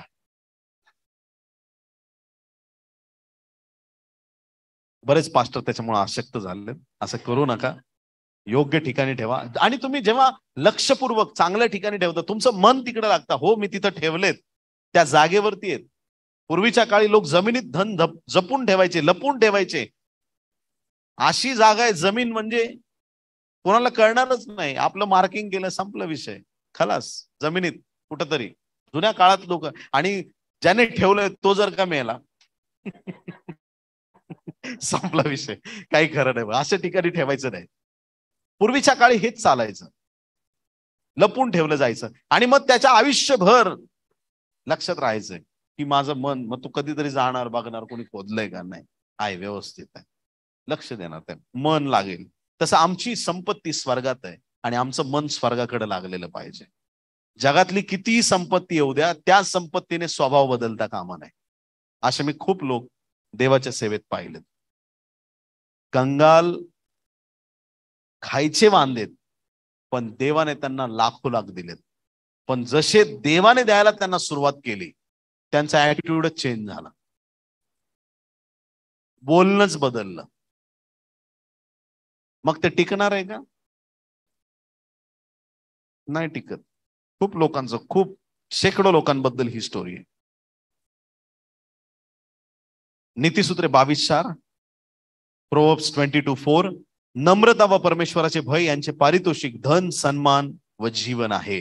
ज्यांना पारितोषिक म्हणून देवाकडून संपत्ती पाहिजे, ते लोक नम्र राहिले पाहिजेत आणि देवाचं भय त्यांनी मानलं पाहिजे. संपत्ती किती हो, लीन आणि नम्र राहा.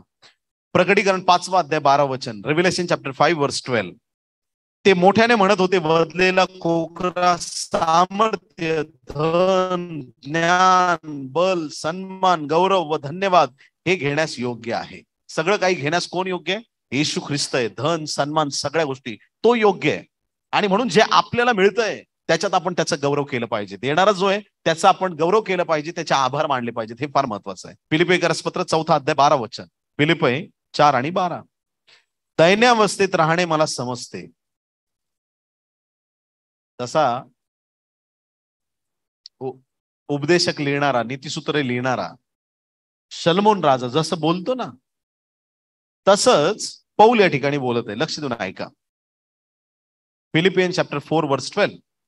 दैन्यावस्थेत राहणे मला समजते, संपन्नतेतही राहणे समजते.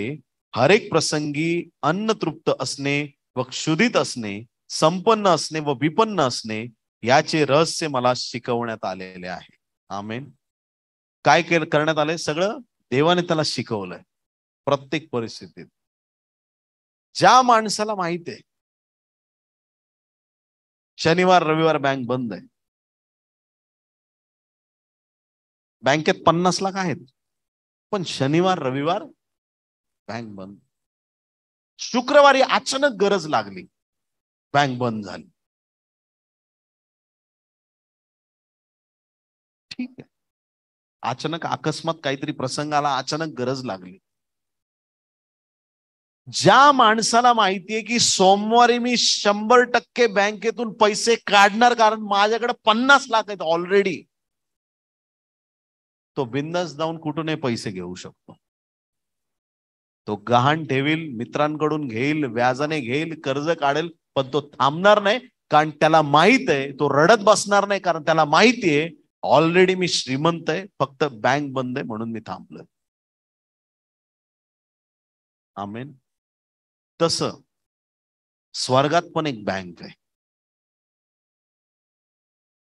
त्याच्या मधली अमाऊंट जर तुम्हाला जर आज दिसली, आज रात्री तुम्हाला झोप येणार नाही आनंदाच्या भरात. शून्य तुम्हाला मोजता येणार नाहीत किती आहेत त्या संख्येपुढं. ते शून्य बघायला तुमची अख्खी रात्र निघून जाईल. एवढी अमाऊंट ऑलरेडी तुमच्या अकाउंटवरती आहे. असे तुम्ही धनवान आहात, ऑलरेडी तुम्ही श्रीमंत आहेत.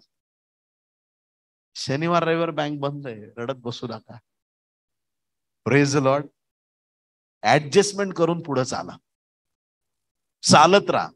पण एक गोष्ट लक्षात राहू द्या, माइंड सेटअप असा करा, आज मी ऑलरेडी धनवान आहे. पाऊलाला हे शिकवण्यात आलंय, जे तुम्ही आज शिकताय ना, हे देवाने त्याला शिकवलं. काय शिकवलं? त्याने गुप्त ठेवलंय, पण आज पवित्र आत्मा तुम्हाला प्रकट करतोय. पाऊलाला माहित आहे शनिवार रविवार बँक बंद आहे, रिलॅक्स राहायचं, टेन्शन नाही घ्यायचं. विपन्न स्थिती आली, कधी कधी आर्थिक अडचणीत तुम्ही सापडाल, मग त्याच्यामुळे जाऊन गळफास घ्यायचं नाही. दृष्टांत बघायचा, सैतान गळफास घेतोय आणि मारायला लागलाय. मर, मी नाही मारणार. हालेलुया. सैतान तुम्हाला डिवचत असेल, तुम्हाला कमी लेखत असेल, तुम्हाला मजबूत राहण्याची गरज आहे, कारण की ऑलरेडी तुम्ही धनवान आहात. आमेन. आर्थिक अडचणीमुळे कधीच खचून जाऊ नका. आर्थिक अडचणी जेव्हा तुम्हाला गरज असते, कोणी तुमच्या मदतीला येऊ न येऊ, पण ऑलरेडी तुम्हाला माहित पाहिजे ऑलरेडी मी धनवान आहे, माझी बँक सोमवारी उघडणार आहे. आमेन. हालेलुया. आणि ज्या दिवशी माझी बँक उघडेल ना, ज्यांनी ज्यांनी मला शनिवार रविवार त्रास दिलाय ना, ते सगळे बघतील की मी खरंच श्रीमंत आहे. कळतंय तुम्हाला? सगळ्यांना कळेल. ज्यांनी 2 दिवस मला शनिवार आणि रविवार ज्यांनी भिकारडा म्हणून चिडवलंय ना, सोमवारी त्यांना कळेल मी काय. माझ्या संकटात ज्यांनी मदत केली नाही, मी त्यांच्यावर प्रेमच करणार, पण त्यांना दिसेल की मी धनवान आहे. त्यांना कळेल की मी कुठल्या देवाची सेवा करतो. परमेश्वर त्यांना दाखवून देईल. तुम्ही नाही दाखवायचं, परमेश्वर दाखवून देईल.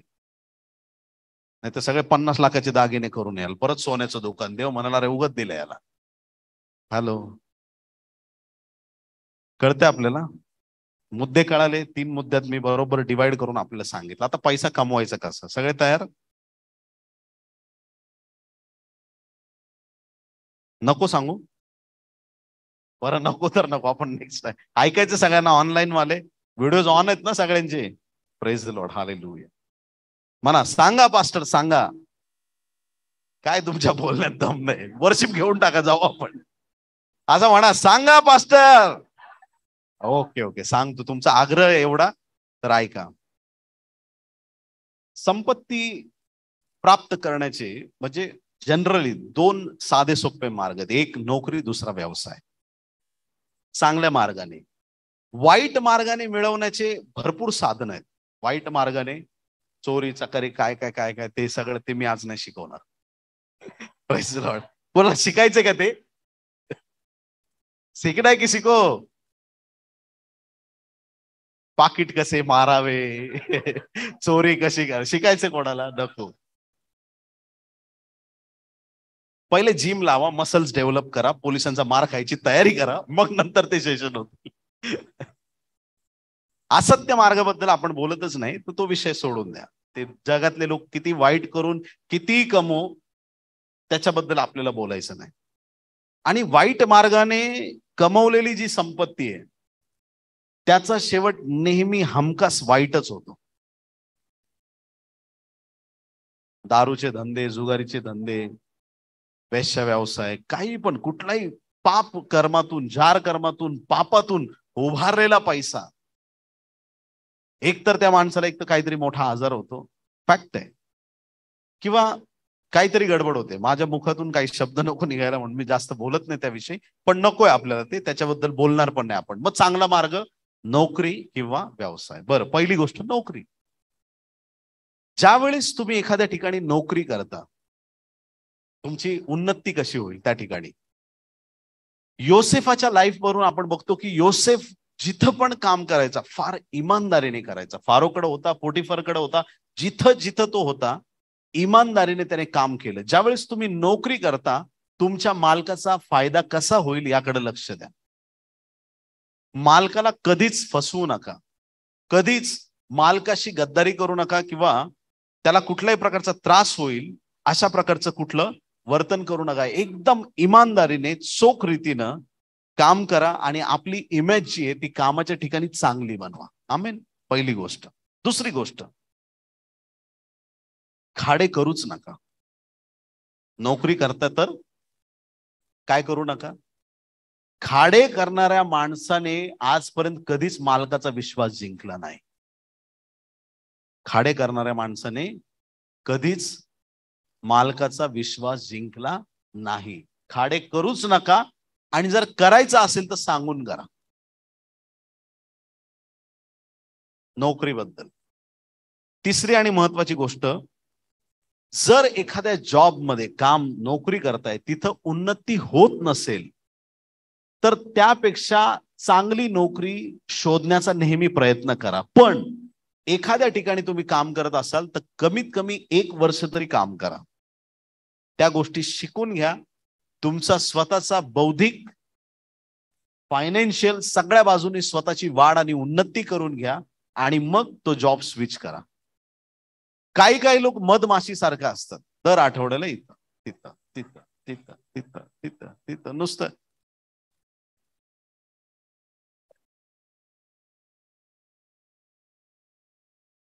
आणि अशा मधमाशे फिरून इथे येतात आणि बसतात. ह्या गुरुवारी मी इथं कामाला आहे पास्टर, पुढच्या गुरुवारी मी घाटकोपरला लागलो, आता त्याच्या पुढच्या गुरुवारी भेटला, पास्टर प्रेयर करा, मी दादरला आलो, आता जवळ आहे आपल्या इथं. असं मधमाशी बनायचं. आमेन. टिकून काम करा, स्थिरतेने काम करा, तुमच्या कामात 100% तुमची उन्नती होईल. पुढची गोष्ट बिझनेस. नोकरीबद्दल मी एवढंच बोलू शकेल. 3 मुद्दे आपल्याला सांगितले. फक्त मालकाशी इमानदार राहा, नेकीने काम करा, दुसरी गोष्ट खाडे करू नका, आणि तिसरी गोष्ट उन्नती कशी होतीये ते बघा. तुमची प्रोग्रेस जोरदार असली काम सोडूच नका. पण जर तुम्हाला वाटतं की मला अजून याच्यापेक्षा जास्त मिळण्याच्या योग्यतेचा मी मला इथं मिळत नाही, तर आपलं काम स्विच करा आणि अजून चांगली नोकरी प्राप्त करा आणि तिथं पुढे जा. कळालं? एवढंच बोलू शकेल, जास्त मला सांगता येत नाही. पुढची गोष्ट बिझनेस. नोकरीपेक्षा बिझनेसमध्ये जास्त उन्नती असते. त्याचं कारण सरळ आहे.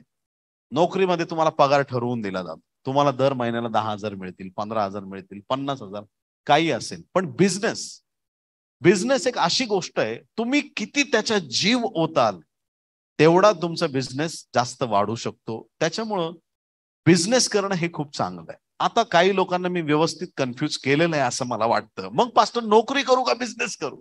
इकडे सांगतात नोकरी अशी कर, तिकडे सांगतात बिझनेस कर. ऐका, प्रत्येकाचं कॉलिंग असतं. प्रत्येकाचं कॉलिंग असतं. काय कॉलिंग असतं? तुम्ही पुढे जाणार, तुम्ही भरपूर पैसे कमवणार, तुम्ही फार जीवनात यशस्वी होणार, यात तीळ मात्र शंका नाही. पण काही लोकांचा माइंड सेटअप असतो, डोकं असं बनलेलं असतं की स्वतःहून काहीच करू शकत नाही. घरामध्ये पण प्रत्येक गोष्ट, अगं मला नवीन शूज घ्यायचे, कुठल्या कंपनीचे घेऊ? घ्या ना, वुडलँडचे घ्या. नको, ते लास्ट टाइम घेतले होते, 2 महिन्यात फाटले. कुठले घेऊ? आयुष्यभर कन्फ्युज राहतात आणि दुसऱ्यांचा सहारा घेत राहतात. हे लोक बिझनेस नाही करू शकत. सॉरी टू से. ज्यांना दुसऱ्यांच्या सल्ल्यांमध्ये जास्त इंटरेस्ट आहे ते लोक बिझनेस करू शकत नाहीत. अशा लोकांनी सरळ एक ठिकाणी टिकून नोकरी करावी आयुष्यभर आणि छान रीतीनं आपलं जीवन पुढे घेऊन जावं. काही तुमच्या मेंटल सेटअप वरती डिपेंड आहे. काही लोकांचा मेंटल सेटअप असा आहे, माझी फिक्स ड्युटी, मी जाणार येणार, मला बाकी डोक्याला ताण नको. तुम्ही नोकरी करण्याच्या योग्यतेच्या आणि ते काम तुम्ही चांगलं करू शकता. नोकरी करणाऱ्या माणसाने जर बिझनेस उघडला, माय गुडनेस, तो पण खड्ड्यात आणि त्याच्याबरोबर बँक पण खड्ड्यात आणि सगळं संपलं. तो लोन काढणार, दुनियादारी करणार. कारण बॉस व्हायला कोणाला नाही आवडत? कुणी इथं असं आहे का मला बॉस नाही बनायचंय? हॅलो, कुणी असं म्हणतं का इथं असं का मला मोठं नाही बनायचं, मला बॉस नाही बनायचं? सगळ्यांना बॉस बनायचं, सगळ्यांना पॉवर मध्ये यायचंय. मग आपल्याला जर पॉवर मध्ये यायचंय, डोकं पण पॉवर मध्ये आलं पाहिजे. इकडचा फ्यूज उडालाय आणि इकडं बॉसगिरी करतो, फायदा नाही. तुम्हाला स्वतःला तयार होणं गरजेचं आहे, पहिली गोष्ट. तर बिझनेसमध्ये जास्त उन्नती आहे, कारण हा अनलिमिटेड असा सोर्स आहे बिझनेस. आता बिझनेसमध्ये बायबलमध्ये खूप लोकांनी बिझनेस केलेले आहेत. आता ज्यावेळेस मी स्त्रियांबद्दल बोलणार आहे त्यावेळेस मी काही उदाहरण आपल्याला तेव्हा देईल त्या विषयामध्ये अनुसरून. पण आज एकच बिझनेसमॅनचं उदाहरण बायबल मधून आपल्याला देतो. एका व्यक्तीचे 3 बिझनेस होते. किती बिझनेस होते? 3. आणि त्याचं नाव आहे शल्मोन राजा. आता हे बायबल मधून आपण पाहणार आहेत. शल्मोन राजाचे 3 बिझनेस. सगळ्यात पहिले राजे 10वा अध्याय 28 आणि 29 वचन. First Kings chapter 10 versus 28 and 29. पहिले राजे 10वा अध्याय 28 आणि 29. ऐका.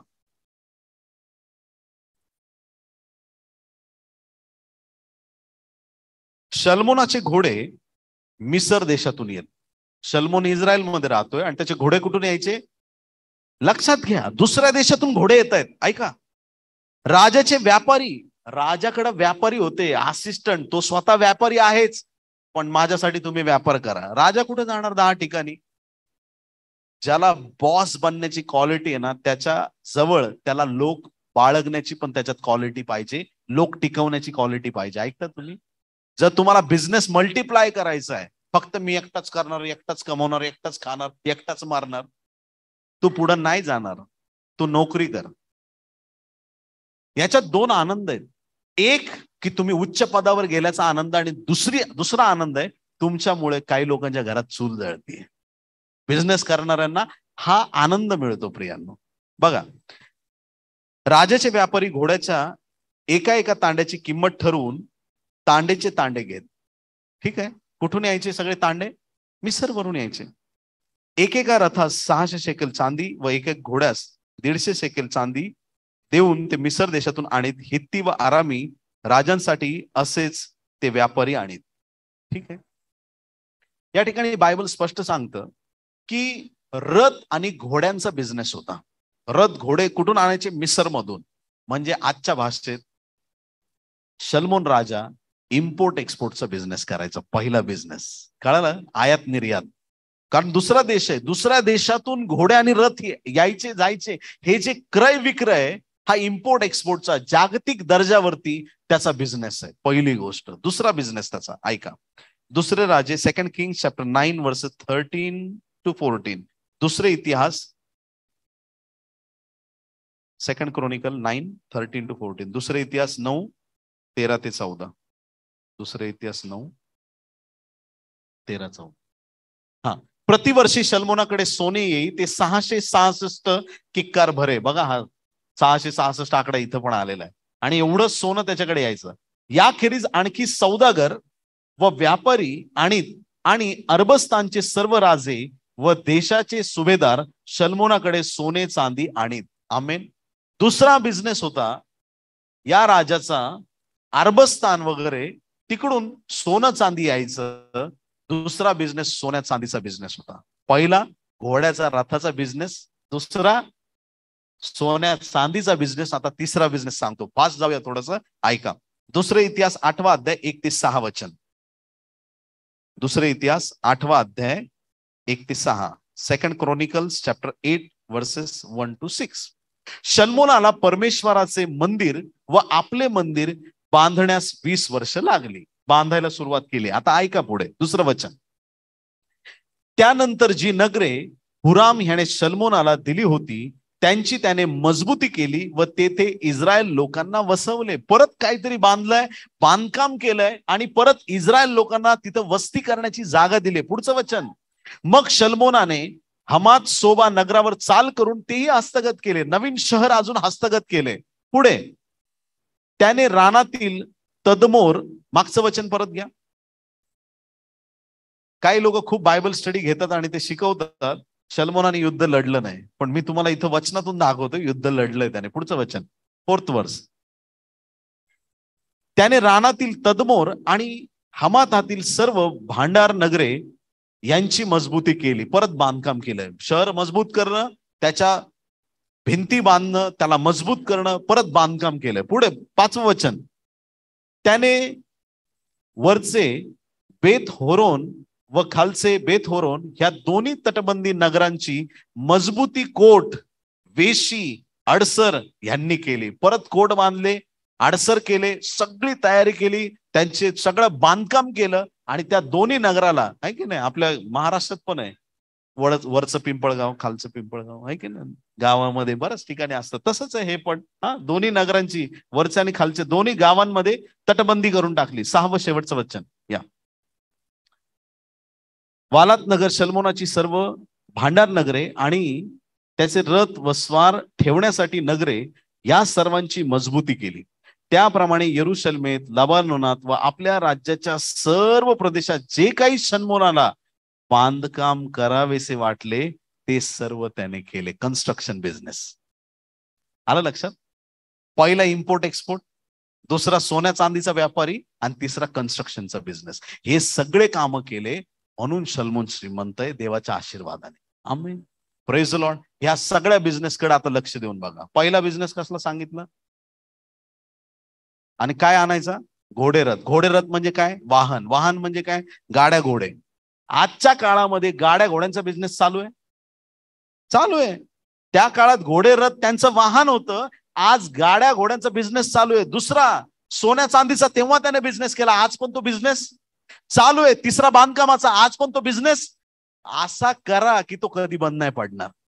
निवडतानाच असा बिझनेस निवडा की जो कधी बंद नाही पडणार. शल्मोनाचे बिझनेस तेव्हा पण चालू होते, ते बिझनेस आजही जसेच्या तसे चालू आहेत.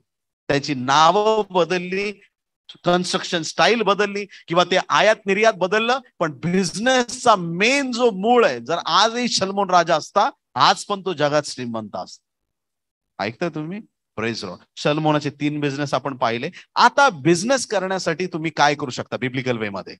आपल्याला मी फक्त 4 मुद्दे सांगणार आहे बिझनेस बद्दल. ऐकताय तुम्ही सगळे? हालेलुया. देवाच्या प्रिय लोकांनो, पैसा कसा कमवायचा याकडे आपलं लक्ष आहे आणि म्हणून मी आपल्याला सांगत आहे की बिझनेस कसा करायचा. बिझनेस करताना सगळ्यात पहिली महत्वाची गोष्ट प्रॉडक्ट सिलेक्शन. तुम्ही काय लोकांना देणार आहात ती वस्तू तुम्हाला आधी, सगळ्यात आधी डिसाइड करायला पाहिजे. सगळ्यात पहिलं प्रॉडक्ट सिलेक्शन. तुम्ही कपडे विकणार आहात, तुम्ही अन्न पदार्थ विकणार आहात, तुम्ही गाड्या विकणार आहात, तुम्ही काय करणार आहात, ते मेन प्रॉडक्ट तुमच्याकडं तुमच्या डोक्यात क्लिक झालं पाहिजे. आणि जर एकदा ते प्रॉडक्ट तुमच्या डोक्यात क्लिक झालं आणि ते तुम्हाला समजलं, पहिली गोष्ट प्रॉडक्ट सिलेक्शन, तुमची वस्तू तुम्ही ठरवायची, मला हे विकायचं.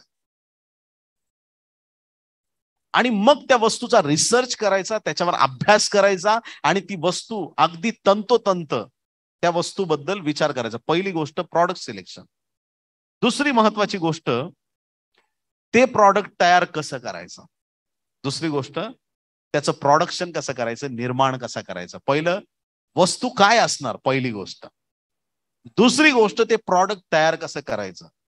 मला शूज विकायचं आहे, पण ते बनवण्यासाठी कशाचे बनवणार, लेदरचे बनवायचे की प्लास्टिकचे बनवायचे, का अजून काही नवीन कापडी शूज बनवायचे, काय बनवायचंय, ते प्रॉडक्ट तुमचं कसं तयार होणार, ती वस्तू तुमची कशी तयार होणार, याच्याकडे तुम्हाला लक्ष द्यावं लागणार आहे.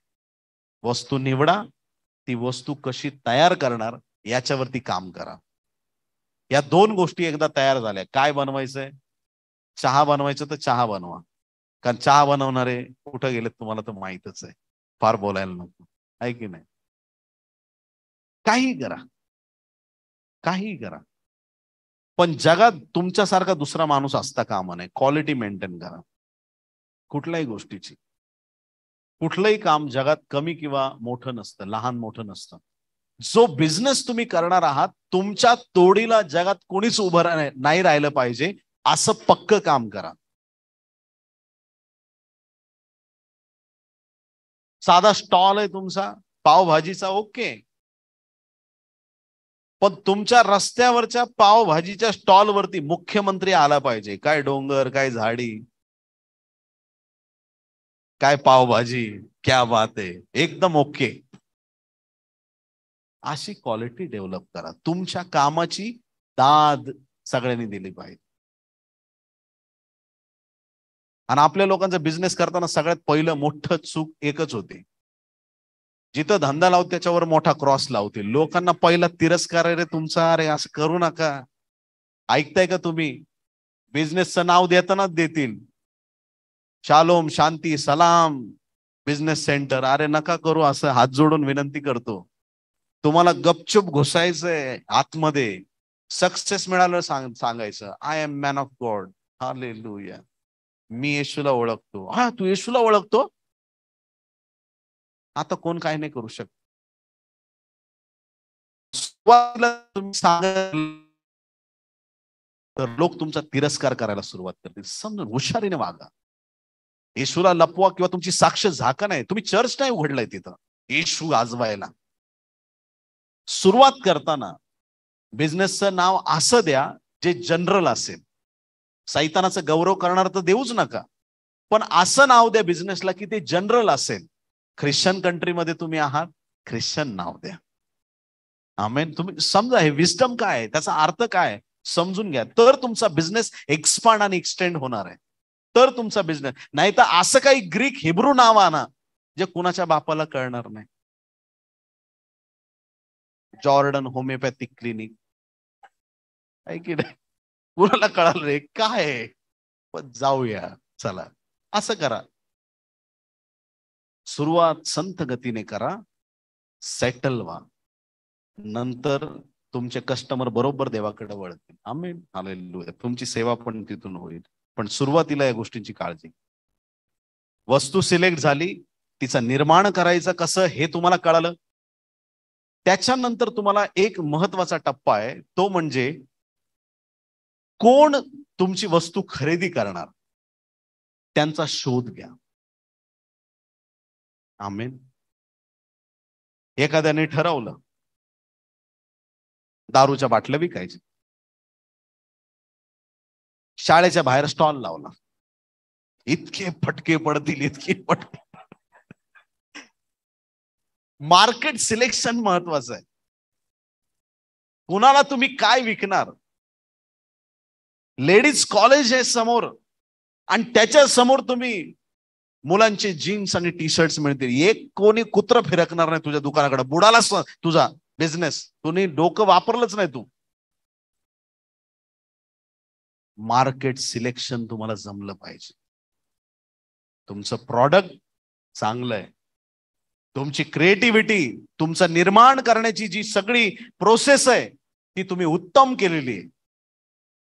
तुमच्या पावभाजीला तुम्ही चांगलं तेल, चांगल्या भाज्या, चांगले पाव सगळं चांगलं वापरलंय. लोकांना आवडेल असं तुम्ही तयार केलंय. लोक आवडीने घेणारच ना. दादरच्या सडक्या बाजारातून जर आणलं खराब काहीतरी, खराब माल आणला, लोकांपुढे दिला, पहिल्याच दिवशी तुम्हाला ते लोक म्हणतील चांगलं होतं, आज पैसे घे, पण परत काय तुझ्याकडे येणार नाही. तुमचं प्रॉडक्ट चांगलं असलं पाहिजे, त्याची क्रिएटिव्हिटी, निर्माण चांगलं असलं पाहिजे. का बरं इतर देशांमध्ये घोडे नव्हते का? मिसर मधूनच का?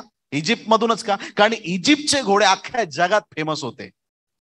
अरबस्थानातलं सोनं जगात फेमस होतं. जे उत्तम आहे ते शल्मोन आणायचा. उत्तम त्या गोष्टी घ्या. तुमचं प्रॉडक्ट सिलेक्शन आणि तुमचं त्याच्यानंतर त्याची मॅन्युफॅक्चरिंग, निर्माण करणं, त्याच्याकडे लक्ष द्या. तिसरी गोष्ट, तुमचा जो मार्केट सिलेक्शनचा भाग आहे तो चांगल्या रीतीने करा. तुमचं प्रॉडक्ट कोण घेईल त्या क्राऊडला टार्गेट करा. जीन्स, टी शर्ट्स वगैरे, तरुण मुलांचे कपडे वगैरे कॉलेजच्या जवळच्या एरियात टाका. का नाही सक्सेस मिळणार? चौपाटीला जाऊन दादरला पाणीपुरीची गाडी टाका. का नाही सक्सेस मिळणार? कुठल्याही प्रॉडक्टचं एक मार्केट असतं.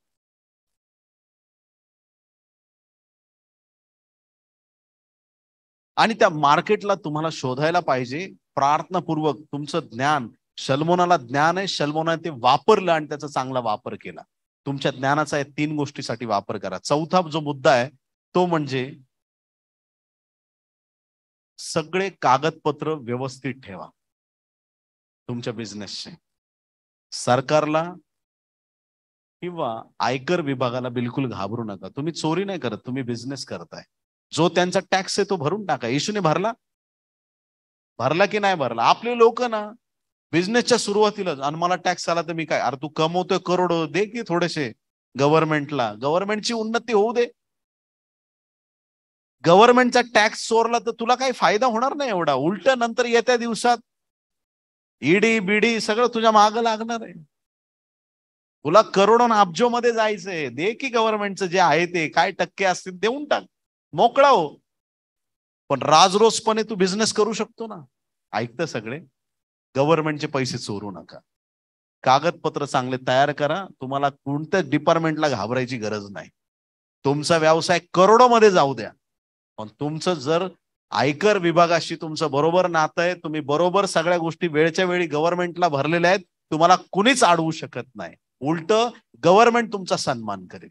ही चौथी गोष्ट पण तेवढीच महत्वाची आहे. तुमचा असा जर टप्प्याटप्प्याने व्यवस्थित जर बिझनेस असेल, शल्मोन राजासारखा, सलमोनाकडं जनावरांचं रक्त होतं, आमच्याकडे येशूचं रक्त आहे. मग का नाही सक्सेसफुल बिझनेसमॅन आमच्यामधून उभे राहणार?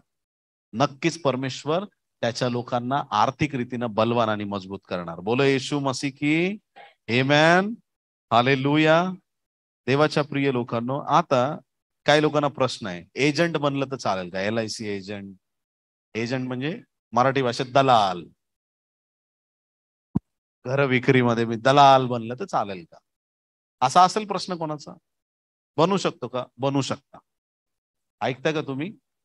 बनू शकता. पण एक गोष्टीचं त्याच्यामध्ये पण आहे, तो तुम्हाला मान्य करावा लागेल.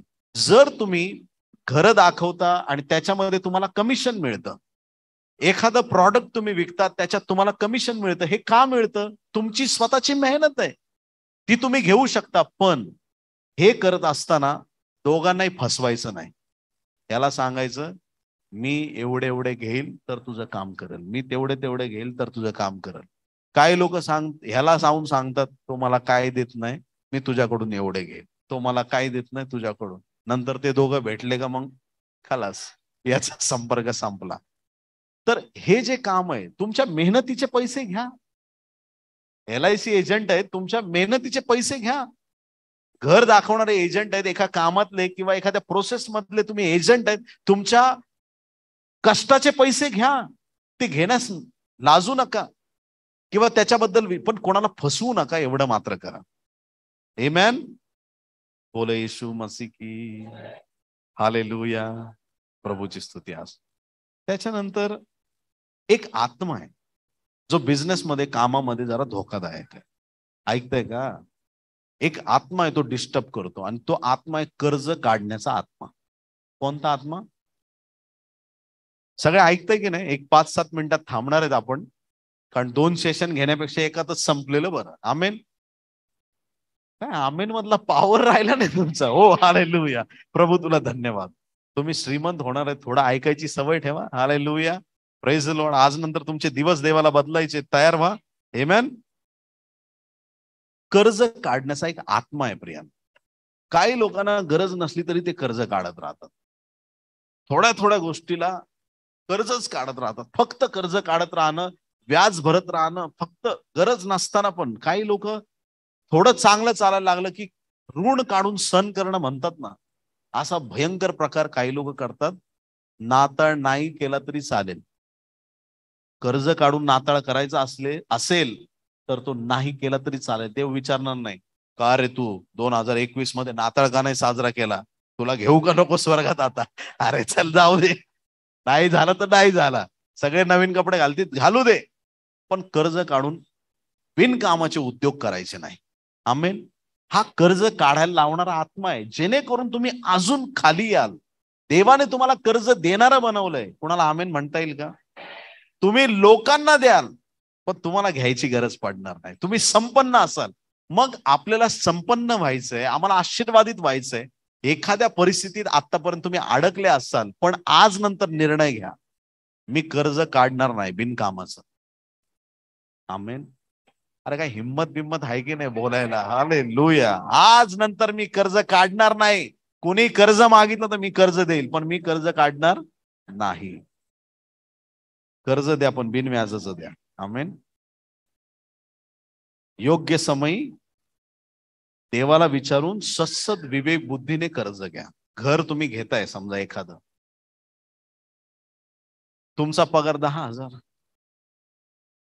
आणि घराचा हप्ता 25,000 आहे. बुडला रे तू, संपलं तुझं. थोड्याच दिवसात पेटीची ऑर्डर द्यावा लागेल तुझी. माझे वाईट वाटून घेऊ नका, हे काय मूर्खपणा आहे. ते बँकवाले फोन करते, तुझ्या डोक्यात दगड घालायला येतील. ते काय करतोयस तू? अरे आपला पगार किती, तू कर्ज काढलंय किती? अरे घे, मी म्हणत नाही. 1 RK घे, छोट घे, हप्ता तुला कमी पडेल असं घे. तुझा 25,000 पगार असला तरी 25,000 पूर्ण हप्ता भरायला जातो असं पण करू नका. Cut to cut. एखाद्या महिन्यात खर्च आला तर झालं. मग ती लेवल कशी होणार? तर थोडं विजडम वापरा, सत्सत विवेक बुद्धी. कर्ज काढूच नका, मी असं आपल्याला बोललोय. ज्या गोष्टीसाठी तुम्हाला विनाकारण कर्ज काढा, विनाकारण शब्दामध्ये पॉवर आहे, जरा थोडा लक्ष देऊन ऐका. विनाकारण ज्यावेळेस तुम्हाला कर्ज काढावं लागतं आणि ती गोष्ट घ्यावी लागती, एक समजून घ्या, ती गोष्ट घेण्यास तुम्ही अजूनही योग्यतेचे नाहीत. शब्द थोडे कठीण आहेत पण घेऊन टाका. हालेलुया. मग जर तुम्हाला ती गोष्ट घ्यायची आहे, आजपासून प्रार्थना सुरू करा. परमेश्वर तुम्हाला ते योग्यतेचं बन. आणि नाही माहित, मला खूप बाईक घ्यायची इच्छा होती. खूप शोधाशोध, हिचा एवढा हप्ता, तिचा तेवढा हप्ता, हे हप्ता ते हप्ता. 8 दिवस प्रार्थना केली. देवाने अशी कॅश देऊन टाकली ना, गाडी कॅश मध्येच घेऊन आलो. कर्ज नाहीच. हालेलुया. 4 व्हीलर पण वापरली, कर्ज काढलं, घेतली. तेव्हा बोलले काय दर महिन्याला हप्ता बिप्ता चाललाय, नाही पाहिजे आपल्याला. असं कॅश देऊन ब्लेस केलं, कर्ज बंद. अशा खूप साक्षी आहेत. कारण माझ्या देवाला मी कर्जबाजारी असलेलं चालत नाही. मी काढायला काढतो, पण तो देऊन लेवल करतो, परत काढू नको. हालेलुया. Praise the Lord. कर्ज नाही काढायचं. आमेन. पक्क देवाला वचन द्या, गरज नसताना कर्ज काढणार नाही. ऍडजस्ट होईल तसं चालत राहायचं आणि उन्नती करत राहायची, इनकमिंग वाढवायचं. जेव्हा तुम्हाला 100% खात्री आहे हे कर्ज मी फेडणारच आहे, तेव्हाच काढा. तुम्हाला डाऊट वाटतो 1% जरी, हे माझ्याकडून फिटणार नाही, घेऊ नका, तुम्ही फसाल. पुढची गोष्ट, क्रेडिट कार्ड. किती लोकांकडे क्रेडिट कार्ड? हा काँग्रेसचा हाताचा पक्ष. बरं असू द्या, ठीक आहे. घरामध्ये जास्त क्रेडिट कार्ड ठेवू नका. पूर्ण फॅमिलीचं एक क्रेडिट कार्ड असतं अख्ख्या घराचं. ते का, काही गोष्टी परचेस करण्यासाठी क्रेडिट कार्डच लागतं. हे झूम मीटिंग वगैरे आपण घेतो, हे क्रेडिट कार्ड शिवाय होत नाही.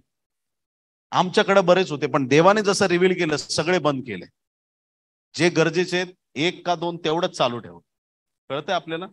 त्या क्रेडिट कार्डमुळे तुम्हाला थोडस वाटतं, त्याला आहे ना 50 दिवस आहेत आपल्याकडं. क्रेडिट कार्ड पापासारखं आहे. आता एन्जॉय करा, नंतर फेड करा. या जगात फुल एन्जॉय करा. दारू पीर हे काय होतं त्याला, आता फुल एन्जॉय करून घ्या. काय करायचंय ते करा, नंतर बरोबर लग्न नरकामध्ये पूर्ण तळून काढण्यात येईल. बापरे, तेव्हा पिलो नसतं तर बरं झालं असतं. नंतर क्रेडिट कार्डवर घेताना खूप मजा येते. नवीन मोबाईल घेतला क्रेडिट कार्डवर, हप्ते चालू झाल्यावर कळतं, अरे याने तर 18% व्याज लावलंय. खूप लोकांनी घरदार विकलेत क्रेडिट कार्डमुळे. सांभाळून सांभाळून राहा. पुढचा मुद्दा घेऊ का नको घेऊ, घेऊ की नको घेऊ, घेऊ की. हर्ट होऊ नका. खूप चांगलं सांगतोय, चांगल्या मनाने सांगतोय, हर्ट होऊ नका. इथं मी आणि माझा परिवार आहे.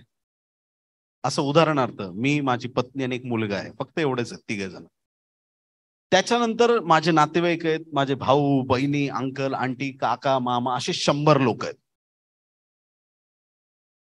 आता एक इथं बोट आहे आणि पलीकडे जायचंय. बोट म्हणजे हाताचं बोट नाही, नाव आहे. इथून पलीकडे जायचंय. पण ह्या बोटीचा नियम आहे की या बोटीतून 3च लोक पलीकडे जाऊ शकतात. किती लोक जाऊ शकतात? 3 लोक जाऊ शकतात. आता मी जर एक हुशारी केली, जाऊ द्या एकच बोट आहे, काय काळजी करू नका, मामा या, काका या, काकू या, सगळे बसा, संगती बुडून जाऊ, सगळे बसू, सगळे बुडून जाऊ. डोकं वापरा, तुम्हाला किती जबाबदारी घ्यायची. फायनान्शियल गोष्टीमध्ये लोक याच्यामुळे दरिद्री झालेत. मी बोललो आधीच, हर्ट व्हायचं नाही. मी चांगल्या मनाने बोलतोय, देव रिव्हील करतोय ते बोलतोय. लग्न काढले का तुमच्या साड्यांचा बस्ताच एवढा असतो. अरे बाप भिकेल लागला ना, तो बंद कराय घाणेरड्या प्रथा, काही गरज नाही याची. हे बस्ता बिस्ता हे काय, लोक मैतीला येतील फक्त, रडतील 4 दिवस आणि परत जाऊन बिर्याणी खात बसतील. नका नादी लागू. ऐकताय तुम्ही? माणुसकी सोडा असं नाही म्हणत मी. नातेवाईकांना सगळ्यांना खुश करण्यामध्ये बोट बुडाली ना तुमची. 3 जण बसा पलीकडं. पोहोचला, स्थिर झालं परिवार, बायकोला आणि मुलाला सांगा, ऐक ना, मला देव प्रेरणा देतोय, ती माझी विधवा काकू आहे ना, तिला इकडे आणायचं. आणू का मी? ती सांगल तिला पण आणा, तिचा मुलगा आहे त्याला पण आणा. ओके, मी जातो. अजून 2 लोक आणा.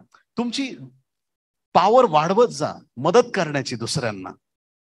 पण एकाच वेळेस जर तुम्ही सगळ्या परिवाराचा, नातेवाईकांचा डोंगर जर स्वतःवरती घेतला, पेटीची ऑर्डर आणि शिवडीला खड्डा. दुसरं काही मला बोलताच येत नाही. कळतंय आपल्याला? समजून घ्या मला काय सांगायचंय ते. स्वतःला सांभाळा, जेवढं झेपणार आहे त्याने सुरुवात करा. देव तुम्हाला शक्ती देईल ना. देव तुम्हाला शक्ती देईल. काय होईल, थोडे दिवस लोक म्हणतील याला माणुसकी नाही. अरे तुझ्या माणुसकीसाठी मी मरू का? बुडल ना माझी बोट. पगार माझा एवढाच आहे, माझं घर चालतंय, मी काय करू?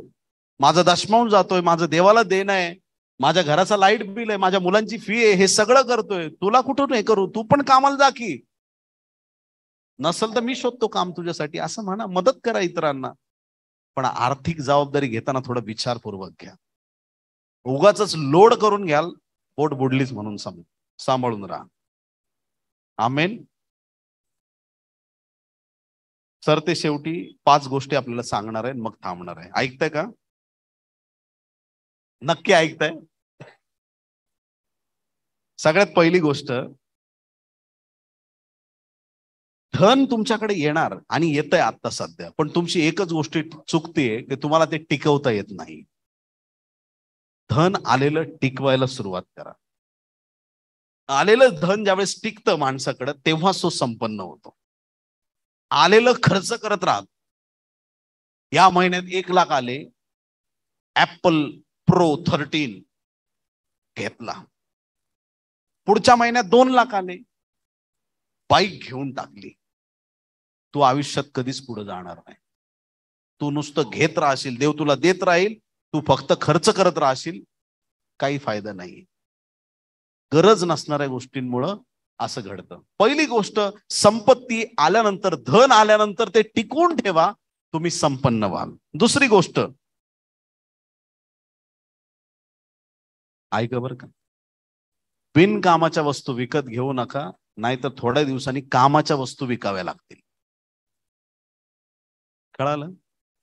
ज्या गोष्टीची तुम्हाला गरज नाहीये ती विकत घेऊ नका, नाहीतर जी गोष्ट तुमच्या कामाची आहे, गरजेची आहे, ती एक दिवशी तुम्हाला विकावं लागेल. समजेल त्यांना समजेल. कळालं तुम्हाला? ज्याची गरज आहे त्या गोष्टी घ्या. तिसरी गोष्ट,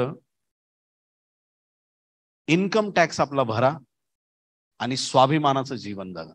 गव्हर्नमेंटचं ते गव्हर्नमेंटला द्या, स्वाभिमानी जीवन जगा. घाबरत रडत जीवन जगू नका.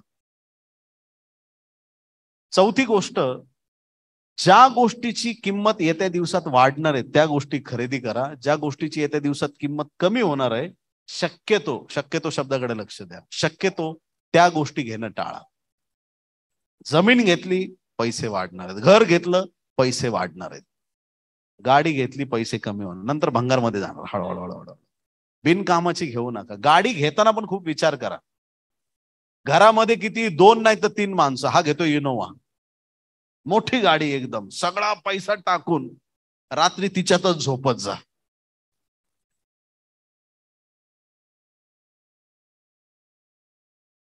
ज्या गोष्टीची गरज नाही ना, तुमची गरज तेवढी झाल्यावर, मला लक्झरियस पाहिजे, मला आरामदायी प्रवास पाहिजे, माझ्याकडे पैसा आहे, घेऊन टाका. इनोवा काय, रॉल्स रॉयस घेऊन टाका. देव देणार तुम्हाला, 100% देणार, काहीच शंका नाही. तुमच्या गरजेप्रमाणे खर्च करा. कामाच्याच वस्तू घ्या, बिनकामाच्या घेऊ नका, नाहीतर पुढे तुम्हाला अडचण येईल. पाचवी गोष्ट, जे तुमच्या बरोबर जुडलेले लोक आहेत बिझनेसमध्ये, कामामध्ये, त्यांची काळजी घ्या. तुमची उन्नती झाल्याशिवाय राहणार. आमेन, हालेलुया. या सगळ्या गोष्टींचा सार काय शिकलो आपण? पैशापेक्षा देवाला कधीच कमी समजू नका. परमेश्वरच तुमचं केंद्रस्थान असू द्या. आणि पैसा मिळवणं, प्राप्त करणं ही वाईट गोष्ट नाहीये. पैसा तुमच्याकडे किती पाहिजे? जर 100 रुपये आल्यानंतर माझ्याकडे गर्व येणार आहे, तर देवा 99 दे. पुढचा शेवटचा रुपये मी किती पण काही करू, मला येऊ देऊ नको. आणि जर तुमचा नम्रपणा अनलिमिटेड आहे, तुमचा पैसा पण अनलिमिटेड असणार. एखादा माणूस आयुष्यभर दारिद्र्यात राहतो, कारण देवाला माहित आहे. मी साक्ष तुम्हाला वारंवार सांगितली. एका व्यक्तीसाठी मी प्रार्थना केली होती, आणि तो व्यक्ती, मी तिथून हॉस्पिटलमधून गेलो, घरी पोहोचलो, मला फोन आला की तो जिवंत झालाय. ही साक्ष मी बऱ्याच वेळा तुम्हाला सांगितली. पण त्याच्या पुढची एक पायरी सांगायची मला. 8 दिवसांनी, जसं मी नगरवरून मुंबईला येत होतो, 8 दिवसात तो मनुष्य संपला, मरण पावला. मी देवाला विचारलं का? जनरल वॉर्डला भेटून कन्फेशनची प्रार्थना करून वगैरे मी आलो होतो, पण मी अर्ध्या रस्त्यात मुंबईकडे आलो, तो माणूस मरण पावला का? देवाने मला सांगितलं. दुसऱ्या दिवशी त्याचा डिस्चार्ज होता आणि त्यांनी प्लॅन केला होता, परत उद्यापासून चालू. देवाने त्याला नेलं. धन्य परमेश्वराचे नाम, हालेलुया, प्रेज लॉर्ड. देव जगवतो आणि देव कधी कधी स्विच ऑफचं बटन पण दाबतो. त्याला जेव्हा दाबायचं तेव्हा दाबू द्या. Praise Lord, hallelujah. त्याला जी बटन दाबायची ती दाबू द्या, तुम्ही गडबड करू नका. आमेन. तर देवाला ही प्रार्थना करा की तो नम्रपणाने ते सामर्थ्य मला दे. तुमची उन्नती झाल्याशिवाय राहणार नाही. देवाला तुम्हाला उन्नत करायचं. आज नंतर मावणार नाहीत, पुरणार नाहीत एवढं धन आणि संपत्ती तुमच्याकडे येत आहे. आमेन. तयार आहेत तुम्ही? सगळे ऑनलाईन ऐकणारे तुम्ही तयार आहेत? आमेन. परमेश्वर आज आपल्या प्रत्येकाला आशीर्वादित करत आहे. या आपण सगळे उभे राहूया. प्रभूकडे आपण प्रार्थना करूया की परमेश्वराने आज आपल्या प्रत्येकाची भेट घ्यावी. देवाच्या प्रिय लोकांनो, राष्ट्रांची संपत्ती तुमच्याकडे येत आहे. परमेश्वर तुम्हाला उन्नत करत आहे. परमेश्वर तुमच्या जीवनामध्ये आर्थिक रीतीचे आशीर्वाद त्याच्या सामर्थ्याने देत आहे. जर तुमचा परिवार आता या दिवसापर्यंत, क्षणापर्यंत आर्थिक अडचणीमध्ये तुम्ही असाल, आज देवाला सांगा की प्रभू, आज येशू राजा, मी तुझ्याकडे प्रार्थना करत आहे, आर्थिक रीतीनं माझी उन्नती कर, माझी भरभराट कर. Thank you Jesus, hallelujah. मला संपत्ती दे यासाठी की मला तुझ्या राज्यासाठी देता यावं. मला संपत्ती दे यासाठी की गोरगरिबांच्या गरजा मला पूर्ण करता याव्यात. मला संपत्ती दे यासाठी की मला तुझं नाव संपूर्ण विश्वात उंच करता यावं. प्रार्थना करूया. प्रेमळ स्वर्गीय बाप, येशूच्या पवित्र नावात आम्ही तुझ्या चरणाशी येऊन प्रार्थना करतो. प्रत्येक व्यक्तीवर प्रभू तुझा आशीर्वाद असतो दे. Thank you Jesus, hallelujah. आपले दोन्ही हात उंच करूया. प्रियाला प्राप्त करूया, धनसंपत्ती प्राप्त करण्याचा अभिषेक प्राप्त करूया. देवाने तुम्हाला पुच्छ होण्यासाठी नाही, मस्तक होण्यासाठी निवडलंय. परमेश्वराने तुम्हाला मागे नाही, पुढे जाण्यासाठी निवडलेलं आहे. आर्थिक आशीर्वाद तुमच्या जीवनाकडे येशूच्या नावात धावत येत आहेत. स्वीकारा देवाचा अभिषेक. Thank you Lord, hallelujah, hallelujah, hallelujah. सर्व कर्जबाजारीपणा येशूच्या नावात निघून जाऊ दे. सर्व आर्थिक अडचणी येशूच्या नावात निघून जाऊ दे. ज्यांच्यावर कर्ज आहे, आज रात्री ते सगळं कर्ज येशूच्या वधस्तंभावर आम्ही टाकतो. त्याच्या दारिद्र्याने आम्ही धनवान झालो असं आम्ही डिक्लेअर करतो. येशूच्या नावात उन्नती आम्ही बोलतो. येशूच्या नावात प्रार्थना करतो देवा. अनलिमिटेड फायनान्स, धन संपत्ती तुझ्या लोकांकडे धावत येत आहे. धन्यवाद येशू. तुझ्या लोकांनी आजपर्यंत धार्मिकता मिळवण्याचा प्रयत्न केला आणि तुझं वचन सांगतं, पहिल्याने धार्मिकता मिळवा, या सगळ्या गोष्टी तुमच्याकडे येतीलच. तुझे लोक प्रार्थनेत आणि सामर्थ्यात प्रबळ होत चाललेले आहेत आणि म्हणून धनसंपत्तीकडे ते जाणार नाहीत. धनसंपत्ती तुझ्या लोकांकडे येईल.